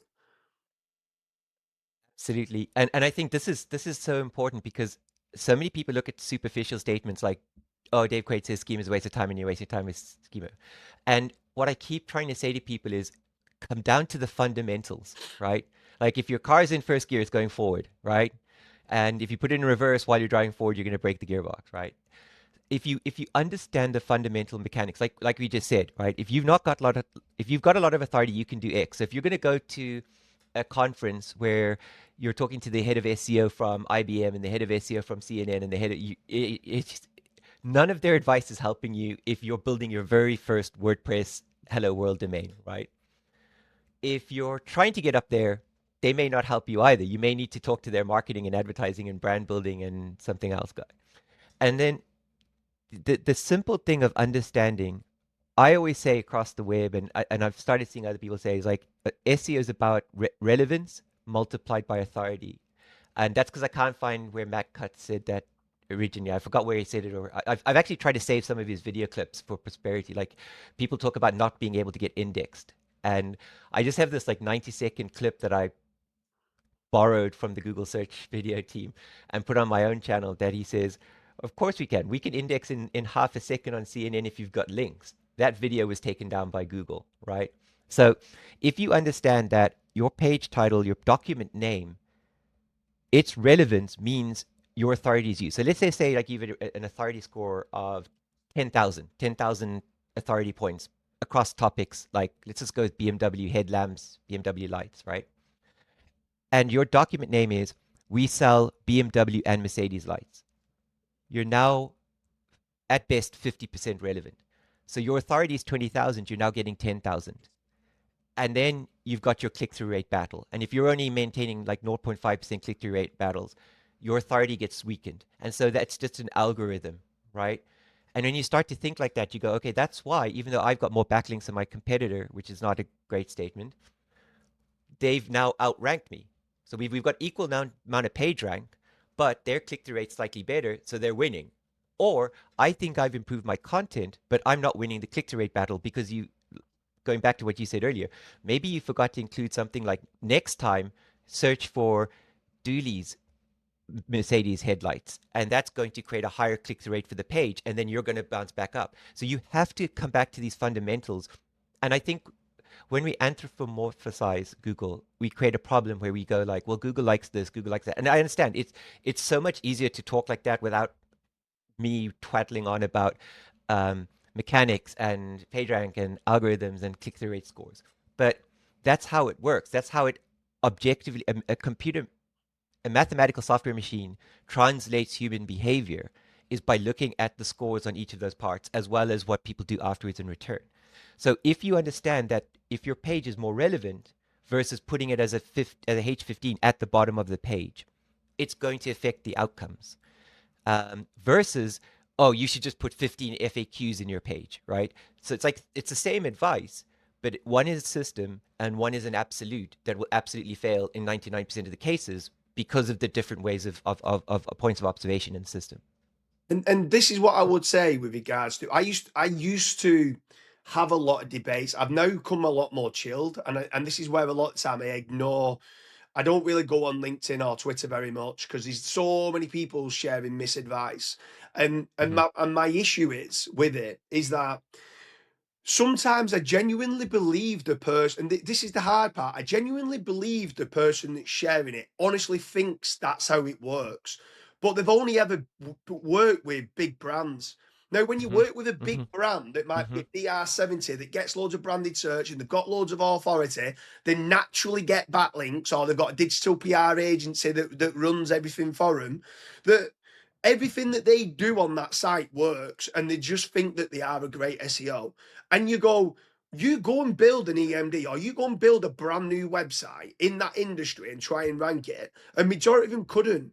And they're the true SEOs understand if they can rank obviously a branded site and do local sites and maybe do an affiliate site or do a SaaS, and they're a little bit more diverse. They understand it all. And sometimes I remember having debates with a few people, and I just thought, you just don't get it. Like you're only dealing with big sites, and you're not understanding these different ways and different algorithms for different industries. So obviously, like BM25 and TF-IDF still work in very long tail local. So query string matching and just having the query in the title and in the H1, that's good enough. Like in certain markets, but the minute you go into the more competitive and you start bringing in authority and stuff, at that point it's like, no, there's layers to this game of what now needs to be being done. But this is why I resonate with a lot of things of what you say, David, is because you talk the talk and you actually do things and test. And it's like, it's a breath of fresh air for the industry to have somebody like you that goes against the grain of what everyone thinks works. And then you prove them wrong. And I'm like, yes, like, because I know what you're saying is right. But you do get a lot of shit from people in the industry. Like, you don't know what you're on about. You're a spam. And you're just like, come on. Like, he proves it time and time again to you. Like, so I would say for that, keep doing what you do, keep hustling, and yeah, like keep being awesome. Just before you said that, I was just about to, I didn't want to interrupt you, but I was about to say, ask Edward, could I just get that clip of everything you said so I can rank it as the SEO starter guide, and also just put it on my LinkedIn, because it's so vital, right? I think we're the same SEO, right? In the sense of like, if you're a technical SEO working at a big website and you figure out that fixing a slug across 1 million pages give you a 3,000% increase, is because you're rolling the dice, because we cannot calculate the algorithm, right? So for everything I just said about understanding the mechanics, I don't know how long the equation is. I don't know how many variables are in the equation. I don't know if they're times factored, a fraction of. But if you've got 1 million pages and you can start rolling the dice, I use the analogy on a previous show. It's like going to going to a casino and being able to go to every table where you could throw 50 quid on the table, but it's attached to an elastic band that shoots back into your pocket, and you can go to every single table and just take a chance. One of them is going to come through, right? It's just the law of averages. Some of those pages is going to start hitting a million clicks, right? That is not something that you can do if you're building a website for a lawyer or plumber or a landscaper, right? Because the hell they're going to sit down and write all that content. But yeah, I think the lack of testing and the amount of where I think tribalism has gone wrong in SEO is that people want to defend the idea and they clamor around the tribe and the standard, and they go like, we have to defend schema or our work is going to dry up, versus saying, acknowledging that actually, yeah, there's one line, and it was Jake Hundley who kept sharing it for me. He said, like, it only applies to government and healthcare, and they repeated it twice. And when people are willing to read that and overlook it and ignore it, I don't think they're involved in a genuine discussion anymore. I think that they're involved in a, we have to defend this idea. You've come to me and said, I want to challenge you on this, but I want to hear what you have to say. And no one ever does that, right?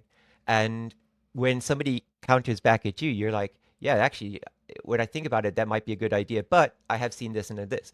This is a phenomenal, this is what SEO discourse should be. And if we had this, I feel like there would be far less tribalism where like, I'm a content writer or I'm in PageRank SEO and I must defend PageRank to the end, right? Whereas we can say, well, are you testing both? And if you're not testing both, are you being genuine to yourself, or are you just, is this just cognitive dissonance? When I first started hearing about politics or paying a little bit of interest to politics, terrible Saturday night that was. And people start talking about cognitive dissonance. I'm like, what is cognitive dissonance? What does it look like? And then I was on a forum and I was like, this is what cognitive dissonance is. Now I get it. It's like, we must defend schema even though this particular schema is no longer used, right? And it's like, oh, and you see it so often, like it's these conjecture narratives, right? Like the minute you say, well, Google says, someone will go back, no, well, you can't trust Google. You just can't trust them. And yeah, it's true to a point. I think that they've done a disservice by over empowering backlinks and PageRank and then pulling it all back like it doesn't exist anymore. And so I think if you think about what we've done, and you've been extremely successful, James, and I actually said to Edwin when he said like, hey, would you be coming on a masterclass? Sorry, coming on the pod. I was like, I don't know that James realizes, but I learned to do not just parasitic SEO, but brand building SEO by actually following what you had done on Reddit. I went through all of those pages 2 or 3 years ago, and I was like, this guy is the motherfucking expert. Because like you did it with so little content, you got it in the index way before anyone else, and I was like, everyone else is talking through their ear. This guy has it with laser precision, and you've been extremely successful at that. And for people to get to that point, trying to help them understand the system and all of the systems thinking that you've gone through, right? Like all of the things you've tried, all of the things that you've broken, all of the things that have backfired. That's not a checklist. That's systems thinking. That's engineering at its finest. Yeah, I mean, obviously, just on that, just to expand on it, just so from a mindset point of view of what you've just said there, of challenging people and stuff. Every single morning when we go into the office, Kazra Dash has been on the episode with you, Edward. So I employed Kazra a few years ago. Initially, he was just my web designer, and now he's progressed now. Still works with us in the office, but he's got his own school group. He's got his own kind of SEO conference. He does his own thing. Every day we come in, we might bring something. It could be politics, it could be religion, it could be anything, and we just for 45 minutes to an hour with Scott Calland, who's the managing director of one of the lead generation companies, and we just debate and we're fine to be proven wrong, and we ask questions, and we try to play devil's advocate, and we're inquisitive, and I've tried to drill that into every single member of staff to be, if you get proven wrong, that's a good thing because you've learned. Just ask more questions. But the reason why I'm leading to that is because I feel too many people in the industry are too proud because they want to be known as being the best. They think that it's their way or the highway, and they think that's the only way you can do something. And it's like, there's more than one way to skin a cat. Like, you could break all the pages down. You could maybe have them that you've got less pages and build more links to them pages. You're not diluting the pages down and stuff. But it's like this. Both ways could in different markets work well. And what you've got to do, you've got to be willing to adapt to. I always say, someone says, "Oh, what would you do?" I'm in roofing in Mexico, and I go, well, it's going to be really difficult because I've never done anything in Mexico. So I don't really know whether spam works. I don't like in certain non-English speaking markets, GSA and low quality link building strategies still work. So if I give him information of what works in the UK, I'm doing him a disservice. So I've got to straight away say, I've never done it there, so I don't honestly know. I know we could say, oh, it's just one algorithm, it must be the same, but it's not. It can change depending on correlation, depending on what the most trusted sources are in that location and stuff like that. So I love the fact that one, Edward's turning up every single day and getting people on. And do you know the biggest thing, Edward, that I loved about you when I spoke to you was, this is off air on the first episode.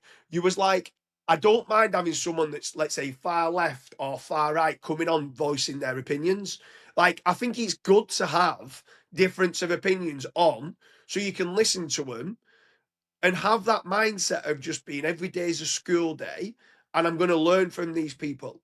And this is what I was excited to be on with yourself, Dave, because I know that I resonate with a lot of things of what you're saying. I know you walk the walk.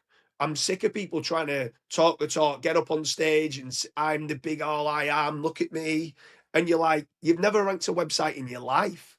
You're walking around on the speaking circuit and you've got no case studies to show. And you just got to be careful. Anyone who's listening to this, you've just got to be careful with who you do follow and make certain it's someone that's going to live and die by what they genuinely believe in. So agree, and that's why I knew, and that's why I was like, I didn't want to be late for this because I just knew that we were the same type of SEO.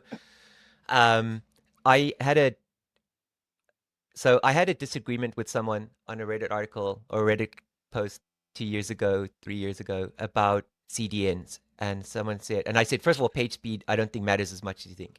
At scale, it's problematic. For user performance, if it's job hunting and people are doing it on a phone on the subway or the underground, problematic. But again, you're out building your first website. It's built in WordPress. You have 2 pages. I don't think speed's a massive issue, right? And this guy's like, add a CDN. And I'm like, do you realize the amount of hops adding a CDN is? Because I was head of marketing for a load balancing company that we turned from 20 million to 250 million in 6 years. Do you realize that if he's getting 3 clicks a day from Google, and that's not enough to actually even get a crux report because you need, I think, 300 clicks in 30 days. Adding a CDN is not just a cost factor, a time factor, an engineering factor. It's more hops. It's not going to deliver anything. It's going to slow down. That guy still came back to me the night before last and started trolling me on Reddit from something that the mods banned him for 2 years ago. He just picked right back up and just wanted to get going about it. And it's like, that's not a genuine debate. That's not a devil's advocate. You didn't come to learn. You came to not lose. Yeah. That's all. That's not useful for you. That's not useful for the community. I think if I speak to someone and they're not willing to test the corollary, my heart starts to sink, right? Because I think that's where we get blinded into believing in far right, far left stuff, right? In whatever discourse it is, right? That Ferrari is the best car and that's the only car that can be the best car. That's it. There's no failing. If anyone says it's a failing, like that's going to be a horrible life because life's going to keep tripping you up, right? But if you're willing to say, I think it was this, and so I'm going to test it again.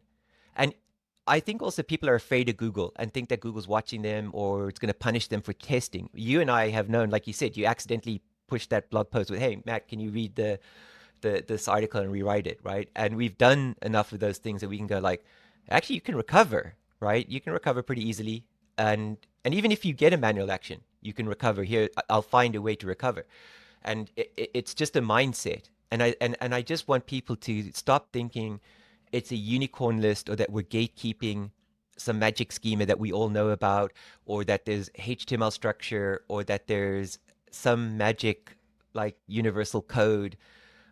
It's a lot of it's testing, right? I'm pretty sure you've sat down at the start of a week and said, okay, we need to get to number one for this. Matt, what's your idea? Kazra, what are you doing? What are you doing? We try it. Some of them don't work. 3 months later, they work, right? 3 months Yeah. later, they work, not because of time, but because the other things set them up for success, right? And when you start to attribute, it's actually a little bit, it actually becomes quite complicated, doesn't it? Very, yeah. I mean, I honestly believe that also in certain markets that if you've got some sort of partial penalty, I don't know your thoughts on this, but if you've got some sort of partial penalty, it's so difficult to get out of that until the next core algorithm update. So, like, you can do really good work for a couple of months, and then it might not come to fruition until there's a core algorithm reset or re-quality score or something. You can be working hard and not see the result. And this is where it's difficult for SEO agencies, because some could be actually doing bad, but they're in a positive ranking state, and everything they're doing is actually looking like they're doing well, and then they get hit. And then it's like, oh, well, we've got paid for 12 months. And then others, the site's in decline and they're trying to like get it into a neutral ranking state and try to fix some of the site. And they could be doing a lot of good things, but over the 6 months period before the next algorithm update comes along, it's like they've only steadied the ship, and it's like, oh, you've not grown me, I'm going to leave now. And it's like, I do feel sorry for certain agencies, and that's why I don't do any sort of SEO service, because at times on the big, these are on bigger sites, it can take a while to recover. Where if you're on a local, you can publish a page. If it doesn't work, you can change the sentiment of the page or repurpose it slightly, and then you can then recover it and get the rankings again. And you can just you're playing along the way, and it's dead simple. But on some of the bigger ones, it's not as simple. I don't know if you've seen that or not. So how Google works has always like fascinated me, like at an engineering level, because I designed some of the software, or I redesigned some of the software that Dell used to build. So back in Limerick in the 1990s, Dell Computers opened up, bought an old Atari factory, and then bought an old Wang factory, and built a computer factory. And I was on the team that designed EMF3, which Michael Dell had given us 13 months and 80 million to build a factory to build 13,000 PCs a day. By month 11, we were hammering out 36,000 PCs a day. And the software that we built, we had to upgrade from Dell Unix 5 to NT4 apps. And I love thinking about that networking, how it's built. And I actually did write an article about how I think Google's infrastructure is laid out, and a couple of Google engineers DM me to say like, it's interesting how close you got. Not that you did a great job or anything like that. It was I as an engineering nerd, I just love that. I think what happens with penalties is that the heuristics that trap you in either only get updated when the update comes out. So I don't think people realize how complicated an update rolls out. First of all, they've got to align all of the tables. So if they introduce a new field, right, like we're going to track, did they click on the right hand side of a link in the result, or did they click on? I don't think people realize that Google actually look at what part of the page title you click on, and that helps build a snippet, right? That they actually have different viewport. They have a snippet builder that has different viewports that maps out how much of your page title will fit and what the most important part is. So if you change your font size, you get a different snippet. It's not that it just cuts it off, right? It's the amount of engineering that they do at that scale, I think, is almost overkill, but it's working for them, right? So when they upload a core update, they actually have to change the tables, they have to change the algorithms, and they actually have to rewrite the tables to match. So if we're going to give you 2% up for this and then take away 3% for this and then put you up 1% for that, they have to rewrite the whole web. And that's why it scales out. And that's why you get these fuzzy ups and downs, I think. And so if you're stuck, it's because essentially penalties hold you back. They don't generally run at indexing. They run as a post-indexing analysis of what's happened.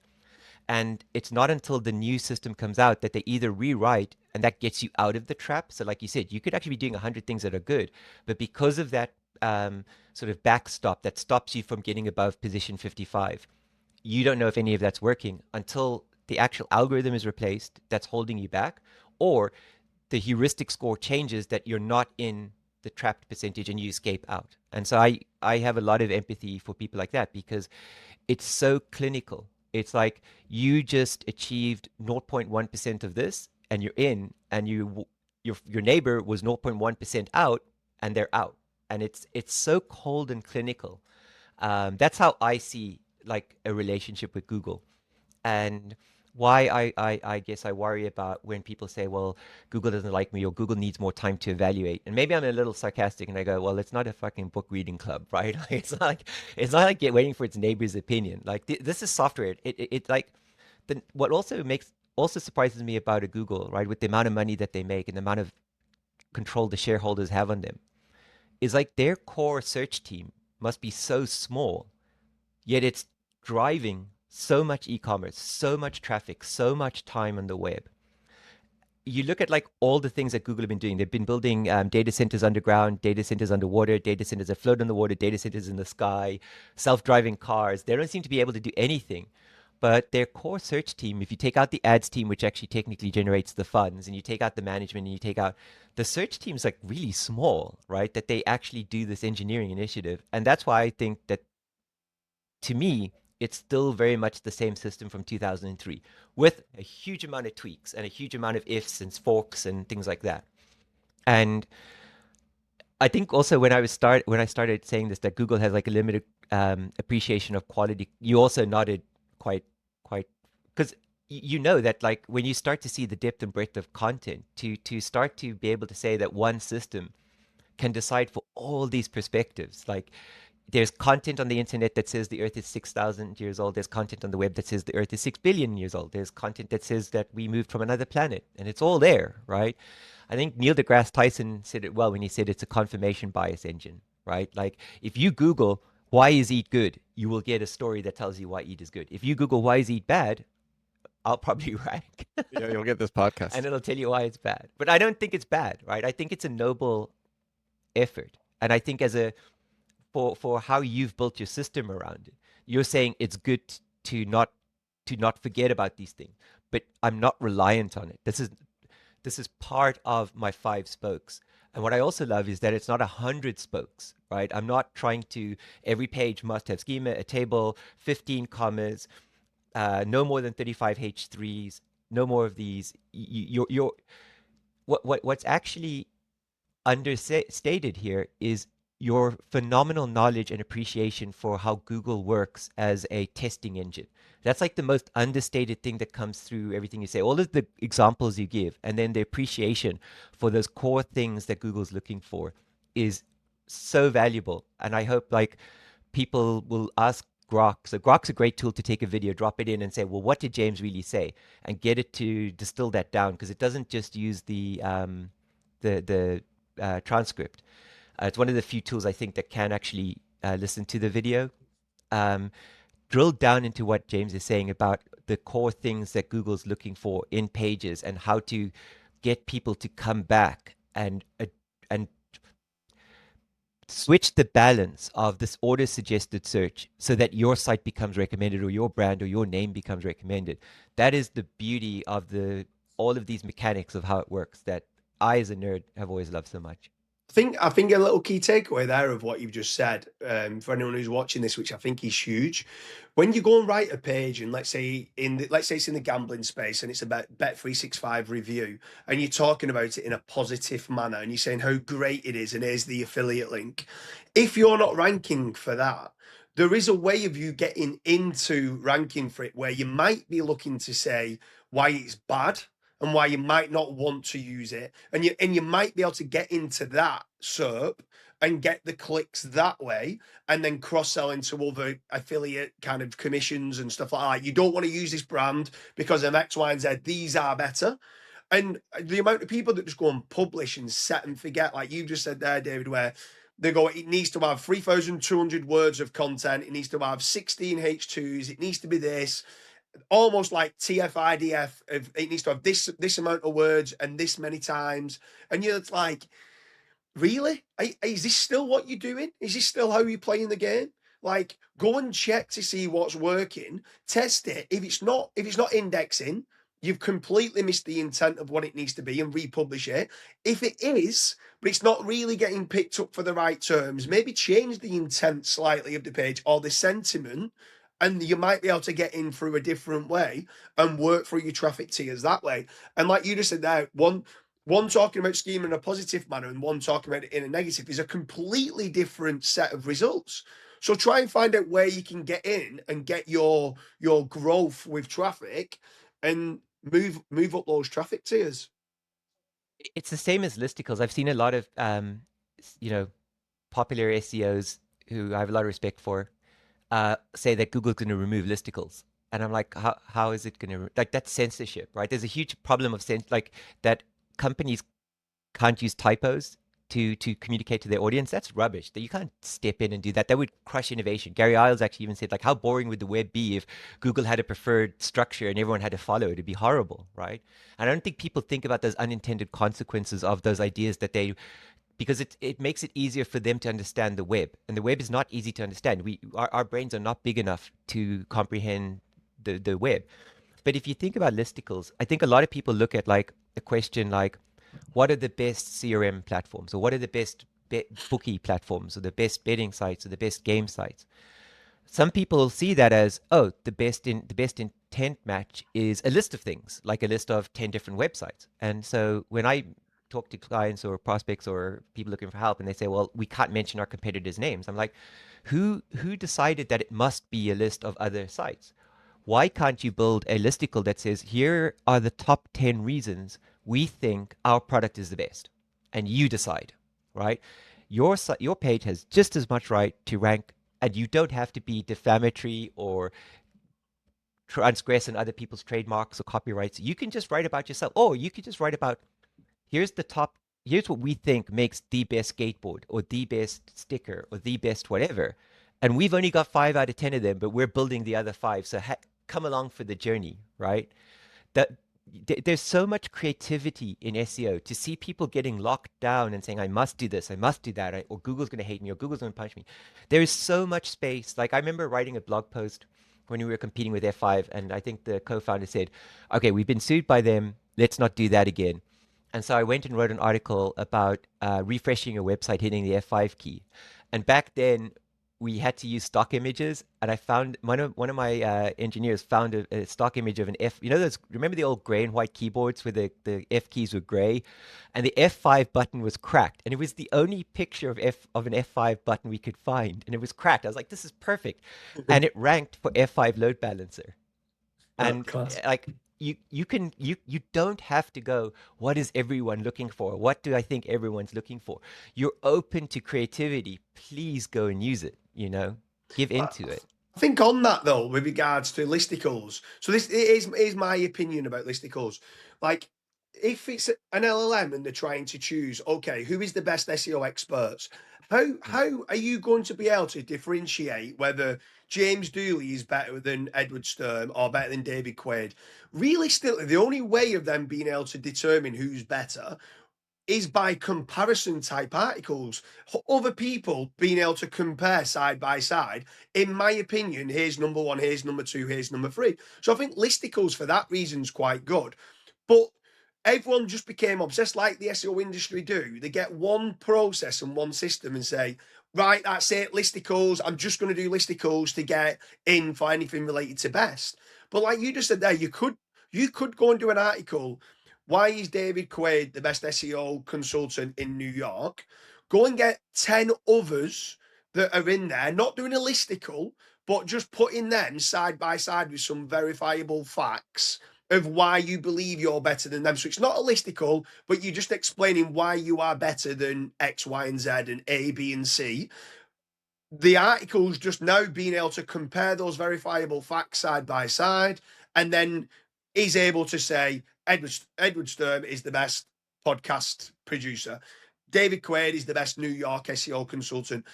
Give him, and sometimes doing the X versus Y versus Z. So you're just doing a comparison of 3 or 4 and do them side by side of why you are better. Otherwise, it's very difficult for the LLMs to try to determine who's better in them or them. And sometimes people want to know who's better in X and Y. And sometimes you've just got to feed, and then it is just confirmation bias, and it is built on consensus.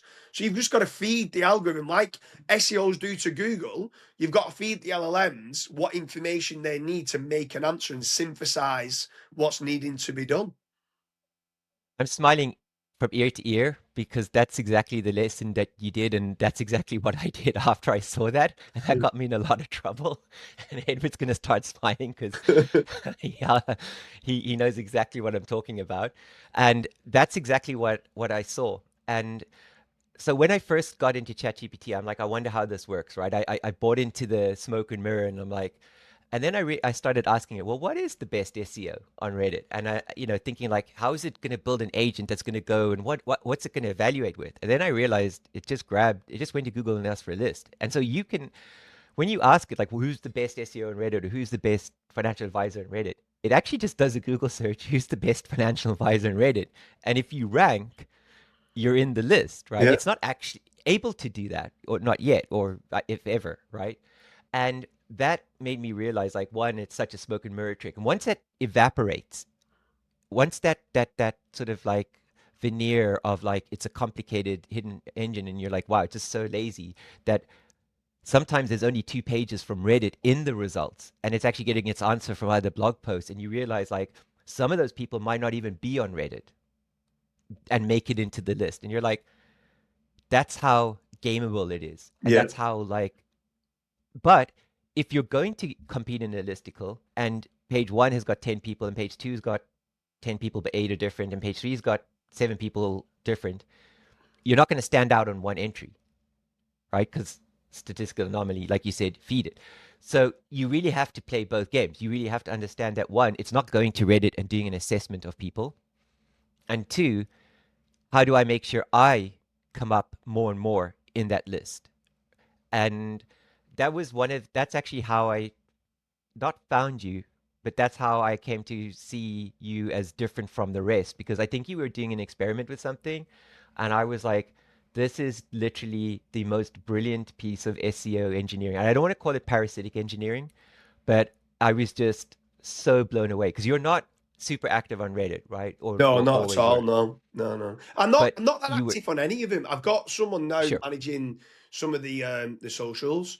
And to be honest with you, it's a bit cringe at times if I'm doing best. I don't want to be known as being an SEO. Like, I leverage SEO, but I'm a businessman, and like anyone who knows me who's listening to this would know that I always say I'm the dumbest SEO in the room. I'm not, but this is what I always say when I'm in a mastermind.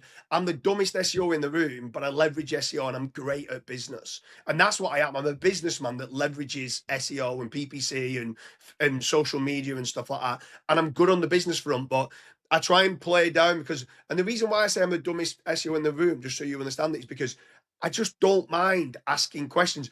Even sometimes I'll ask a question that I think I know the answer to, but I like hearing other people's opinions about what they think is the correct answer to that question. You sound like every best CEO that I've ever worked for who absolutely got there by saying, I'm super interested in SEO, but I really want to know what other people think. And you are a great businessman. I'm an SEO, but I'm not a great businessman. And a lot of people say, like, how come you don't have your own bar or your own this or your own that? It's because I'm lousy at running them and I don't want to. And so I'm so impressed that you're able to actually know that your core focus is as a businessman and all of those things, and identifying talent and educating and training it. I think it's phenomenal that you have that 45-minute session at the start of each day where you encourage critical thinking at your organization. How many organizations, their HR wouldn't even allow that to happen, yet what you're teaching them probably solves friction. And if there are 2 idealistic battles in your team, they're probably able to work it out a lot better after a few days of that training. And how few companies incorporate it. I've seen like tech teams do, I think it's called candid feedback or candid something, where they're literally allowed to tell someone, well, I think you're an egotistical maniac in the team room, right? And it's just about breaking egos down and going, look, this is a place of work. We have to figure this out. If you're going to be emotionally protective of an idea, we're going to keep running into battle after battle after battle. Yeah. And here you are able to understand the most complex SEO environments that would make me balk in horror of like, wait, I got to do a casino. I'm going to do a casino. But you seem to have you seem to have that capability of like just putting your ego on the side, which is what comes across when you say I'm not the smartest person in the room. But you are the smartest person in the room because you're able to gather all of the smartest ideas and critically engage with them and say, well, I'm not sure if I agree with it, but I'm still going to go and test it.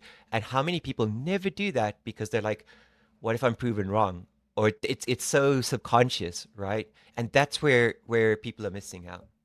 Yeah, for sure. I'd say, for me personally, I think my success has been that I've, and in a lot of other industries, people would laugh at you for this. I've failed the most. Like the amount of failures of what I've done along the way, and the amount of testing that we've done, and I've gone all in on certain projects, going, "This is what we need to do," and it's just failed miserably. But you've just got to. I'd say my probably number one trait when people ask me is my bounce back ability, and I think I've got two older brothers. And my two older brothers I used to play sport with them from like being 5 to 15 years old. And because they're older, they used to beat me all the time. So if I play football, they'd beat me. I'd get back up and try and beat them again, but they'd beat me. And I feel I've got this bounce back ability that it allows me to fail, not dwell on it at all, and just go again and go again and go again. And I think that's what SEO is about. It is that continuous testing and developing, and not being too worried or scared that if you really think an idea is going to work and it doesn't, just being like, well, it is what it is. Every day is a school day and move on to the next thing. And knowing that the algorithms might change tomorrow. And I'm happy with that because I know that we'll be able to adapt. Our business, I always say, some of our competition are driving a big tanker. And for them to change direction is going to take a long time. For us, we're in a little speedboat. We do well business-wise, but we're in a little speedboat that can just go and change direction really quickly for whatever happens in tomorrow's algorithms. And I think that's the mindset that people need to be having, that things are changing a lot. And are the 10 blue links going to stop now within Google? Is it going to be more AI mode first? Or like, I don't know what your thoughts are on that. Well, I'm stealing that analogy of the tanker and the speedboat for a start because I think that's absolutely brilliant. Like they're juggernauts, right? Yeah. They've got so much momentum, but they can't adapt, they can't switch. So that's a phenomenal way of doing it. And then that pick up and try again, right? Like so many people keep doing the same thing and it doesn't work. That's when you need to adapt. That's when you need to pivot, right? In terms of like the 10 blue links, I am such a terrible forecaster. I'm afraid to say, yeah, they're going to go away and then they're not, and say that they will stay and they won't, right? I really have no idea what's going to happen because I spend so little time thinking about it. Because I can't imagine like what it would look like. One of the things that I think is so weird is it's hard trying to treat the Google search user as one tribe, one mindset. We can see in SEO how much people think like sheep, right? Because we can see corralled keywords.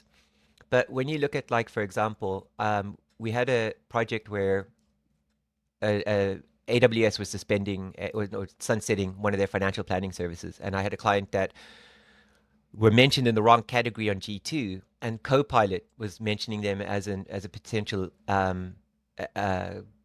alternative, as the best potential alternative. And I said we should run Bing ads because a lot of our audience are Microsoft fanboys and they'll still be using Bing. And we started getting so many conversions. I was like, yeah, this is great because like we're paying $5 cost per click. In Google we're like at 157. I'm like, hey, we're doing it. And then I realized people were going to Copilot and saying like, oh, AWS is sunsetting, what should I do? And they were recommending the product. And then they were going to Bing, running a search, clicking on the branded ad and converting, and they were not a non-fit. And I was like, yeah, let's spend more money. And then it was a terrible idea because they were coming in for the wrong thing. They didn't know how to click out of Copilot. Yeah. So they were reading the brand and then going and searching for the brand in Bing, clicking on the ad, and then filling our sales team with like a complete waste of time because it was like a 747 fit for a speedboat, right? Yeah. So I don't know what the user is going to do. That's honestly where I'm stuck, and that's I feel like that's a huge blind spot for me. Yeah, What do you think, James? I'd say the three things I'm focusing on is what do I think the users want, and I'm not, and that's the bit that I don't really know. I think there's a divide. I think that if someone's typing in top of the funnel type queries, I think that might go AI mode first. But like Charles Float was saying, oh, in Q4 this year, everything's going AI mode, and I'm like, nah, it's not, like, because I'm now looking at the cost of information retrieval, like, to do it, and I'm looking at how much money they're going to make in ad spend, which is the most. I'd say the most important part is how much money they're going to make out of ads, and the second most important is how costly is it for us, cost of information retrieval, and I'm like, I can't. I'm looking between the user, the cost of information retrieval versus how much money they're going to make. And I'm like, I still feel that they're going to need to maybe nurture them from top of the funnel down to bottom of the funnel faster, which I feel they're already doing anyway, which then means they then can start showing the ads more. And because they're funneling them down and they're keeping them on search until someone's willing to pay for ads to be seen. I don't think that much is actually going to change unless it's top of the funnel, which I might have egg on my face in saying it, but I always feel people always like SEO is dead. That's it. It's game over. I, I I think they're making a lot of money, and I think they're going to be one of the last ones to try to decide to change things because I think I think they're making quite a bit in there. Now I've seen one or two bits on like in local, a lot of these snippets of like the Google business profiles, they're taking out the telephone numbers and stuff like that. So it's making it hard for them to call if it's just a general listing. But I believe that there might, I don't know, there might be some sort of, if you're there and you could pay to be there. Also, I don't know, is the honest answer. And we're all second guessing, but I'm always looking at users' cost of information retrieval and how much money they're going to make, because they're a company at the end of the day and they need to make profit. And I think people forget that first part, that that's what it's all about. They're not a search engine; they're a business that makes money via ads. What do you think of the idea that Google, with its, because Google's resources, right? Like for if you had to come to the game and you couldn't get access to Google's index, you have a two-part problem. You have to build the LLM infrastructure, teamwork, all of that, and then you have to build the index. And the only index out there, the only way to search the web is Google. That's the only index that really exists, and Bing. But Bing is a lousy operator, right? And we've seen, even though I think Microsoft's AI, 80% their 80% of their revenue comes from OpenAI, which is a phenomenally interesting Yeah, crazy. problem. I wonder if Google is just calling the market and bankrupting them. In other words, we can play this a lot longer, because if there's no ChatGPT, do they need to keep running AIO, right? Like you said, right? I wonder how much of a strategy is in there that just says we can just keep going, because like now they're doing like, if you spend $50 on ChatGPT ads, we'll give you $50. Google's been doing $500 forever in the US. They can keep doing this because 99% of their revenue is still coming from ads. So the buying user hasn't even in 30% moved over. I think TikTok might have taken more by taking the next generation. But I wonder if they're just calling it and just going, we can keep doing this rag all day long. Because one, our cost of lookup is so much cheaper because we have direct access. We can dump all this data straight in. And they're just making ChatGPT and Claude out innovate. And Claude's innovation is actually heading all the way over to like self-automation bots that can use LLM as because one of the biggest difficulties for people to access technology is the structured language. So if you don't understand C++, tech is gone to you, right? A lot of people never even tried HTML. But now you can sit down and you can instruct a Claude to build something or do something or carry out an action just like you would talk to a person, which large language models, that's what they're most efficient at. And I wonder how much of this is like Google just saying, we can meet you, but we can also do this forever. Yeah, if I was an investor sat on the main table, that's what I would be saying to do. Like, if OpenAI needs to keep using Google search, and every single search that they're going to do, they need to use SERP API or some way of scraping Google. You can't build a business like that because you're just never, ever, ever going to be able to compete. So Google, yeah, and Google could stop certain crawlers being able to access that information, and Bing's information versus Google's information. Like what Google's done over the years, like they've got the biggest encyclopedia in the world in Google Maps. That all that Oh, that's information huge. of what they've done with Google Maps is incredible. I think there's going to be one or two spanners in the works, like in the fact of what is Facebook and Apple going to do? Are they going to do anything? Because someone was telling me I don't know if you've seen this, but 2 days ago, Meta Crawler has been very active. So are they looking to create a search engine? Maybe I don't know. Like it was the most active crawler the other day, which is quite surprising. So the honest answer is I don't know, but I think Google will win the race because of the information, the encyclopedia, the data, and everything of what they have. The others, I don't honestly, I don't know. I think is Claude using Brave Search and Yeah, ChatGPT is using a little bit of Bing. Bing and They're Google. still trying to get information from bits of Google, Bing Places and stuff. But you compare Bing Places to Google Business Profiles, and it's just like light and day. You know what I mean? It's just horrendous how different that it is. So I don't see how others are going to win the race, but it's just if others come into play. But I don't if they can, even if a new search engine comes along. Google's so sophisticated in what it's done. I think they're going to have to give shares to Google. I think Google, but then it comes back down to then the monopoly of what they're owning and stuff like that. It's a tricky one. I think search is the misnomer. I think search is just the first battle. Like if we remember the 2001 crash, it's because the businesses weren't able to make a profit. Right? Amazon was in the background. Amazon, it wasn't pets.com. Amazon was in the background building up to where they were going. I think that search is missing its Google moment. It's not beating Google, right? I think it's missing that. And I think that's where Apple and Facebook are going to come in. So Facebook could be crawling for, but I don't think they're going to go. I mean, they've had a search bar. Their search has always been terrible. If I want to find anything on Facebook or X, I go to Google, right? Same as why people I think use Reddit in the search.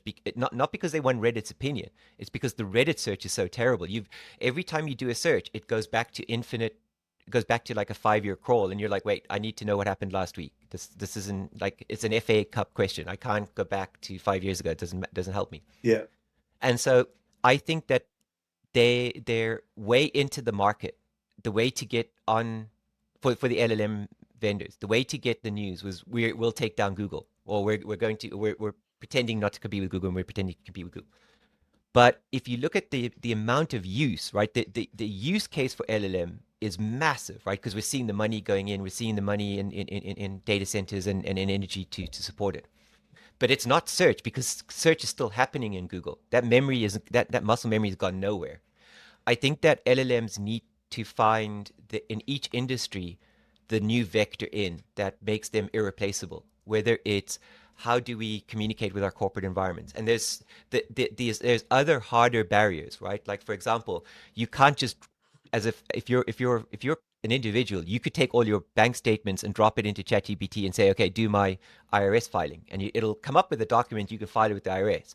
I'd love to be a fly in the wall if the IRS decide to look into that, right? But as an accounting firm, you can't do that. You can't take that and put it into an LLM because right now the amount of human oversight power is more than you would have done if you just did it yourself. So I think LLMs have to still solve that problem. I don't think the battleground is search. I think it's just today's battle, but I'm hoping that there'll be some sort of crash or reinvention of itself where it'll come back as replacing our interface with things. Maybe not. But I think there's another battleground for Apple and Facebook to come in. I this is one for you, Edward, as well. How like optimistic are you for it? I'll start. I'm super optimistic at present with things, the way things are going. Like, I think it's the best time to ever be alive from a business owner, from an entrepreneur, from an SEO. I think it's absolutely unbelievable times. But I don't know what your thoughts. I sometimes see a lot of doom and gloom in certain areas, and I'm like, am I just missing something here? Like, is it not just an unbelievable time to be alive? I don't think it's going away anytime soon. Also, I think the 10 blue links has already changed. Like you see like a ton of video. It's like, I mean, a ton of video. If you search any brand name, you'll see a video carousel like right under the brand name, and that's like an incredible opportunity for Parasite. But What about in yeah, what about in general terms? I think maybe James was asking like, what do you think about right now? Like where if you understand SEO, you're seeing what's happening in LLMs and how they're growing in oh, it's the features best in a ever. general business. Yeah, it's the best Best ever. time That's ever. why I have a daily SEO podcast because it's like the best opportunity. It's the best time ever. And also, you know, something that I've been saying on X a lot is that as like the three of us are like we are kind of like leading in SEO. There's lots of other amazing people also leading in SEO, but because so many marketing leaders want to learn how to get recommended in LLMs, we are the leaders in that. We are literally at the forefront of digital marketing. Like we are the top voices, not just in SEO, but in digital marketing because so many people want to understand how to get recommended in large language models. And that's what we do all the time. And it's just like, I, yeah, what a time, like you said, James, what a time to be alive. I have never spoken to so many talented CEOs that do not want a demand gen layer between them and SEO. I spoke to a number of people who've built $1 million boring businesses, right? Proper businesses, right? That are, I wake up in the morning and I know my factory runs itself. I want eyes on, the first thing I do is I open up coffee and GSC in the morning. The CEO of like a company that's expanding at like 100%. And I want to know because if we lose 3 places on 5 keywords, gone, finito. And to hear like, so James, I worked at a company that I made in Limerick, and it was built on Google, and their rank position, they got mentioned by Microsoft, and Google paid 99% of the bills, and we had a partner network, and we returning customers, which brings it down, but the new money came from Google. And I ended up with 3 CMOs who would say to the board, "Yeah, I love Google," and then would turn to me and go like, "We're shutting this down. Google's going to close tomorrow. SEO is dead. It's rubbish. It's a waste of time. I want to build a brand." And honestly, it was the worst time. I joined because like I was like, great, I finally get to be in control of SEO, and I don't have to be a consultant where I'm just like giving options and advice and picking things and arguing constantly. I can now control it. And wow, did I get that wrong? I was not in control of it. And it's amazing like how these guys would pull me aside and say like, Google's going to close shop next year.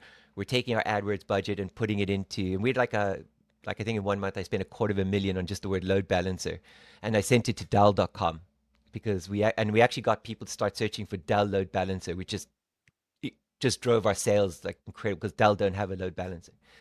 And it was just like it was so horrible to deal with a company that was built on SEO, and then my manager was anti Google, and now I'm listening to people who are like, I can't do this on X. I can't do this on LinkedIn. I can't do this. We need the right person with the right need at the right time. It's always been SEO, and people keep saying I need to build a brand and build a this, and it's just smoke and mirrors.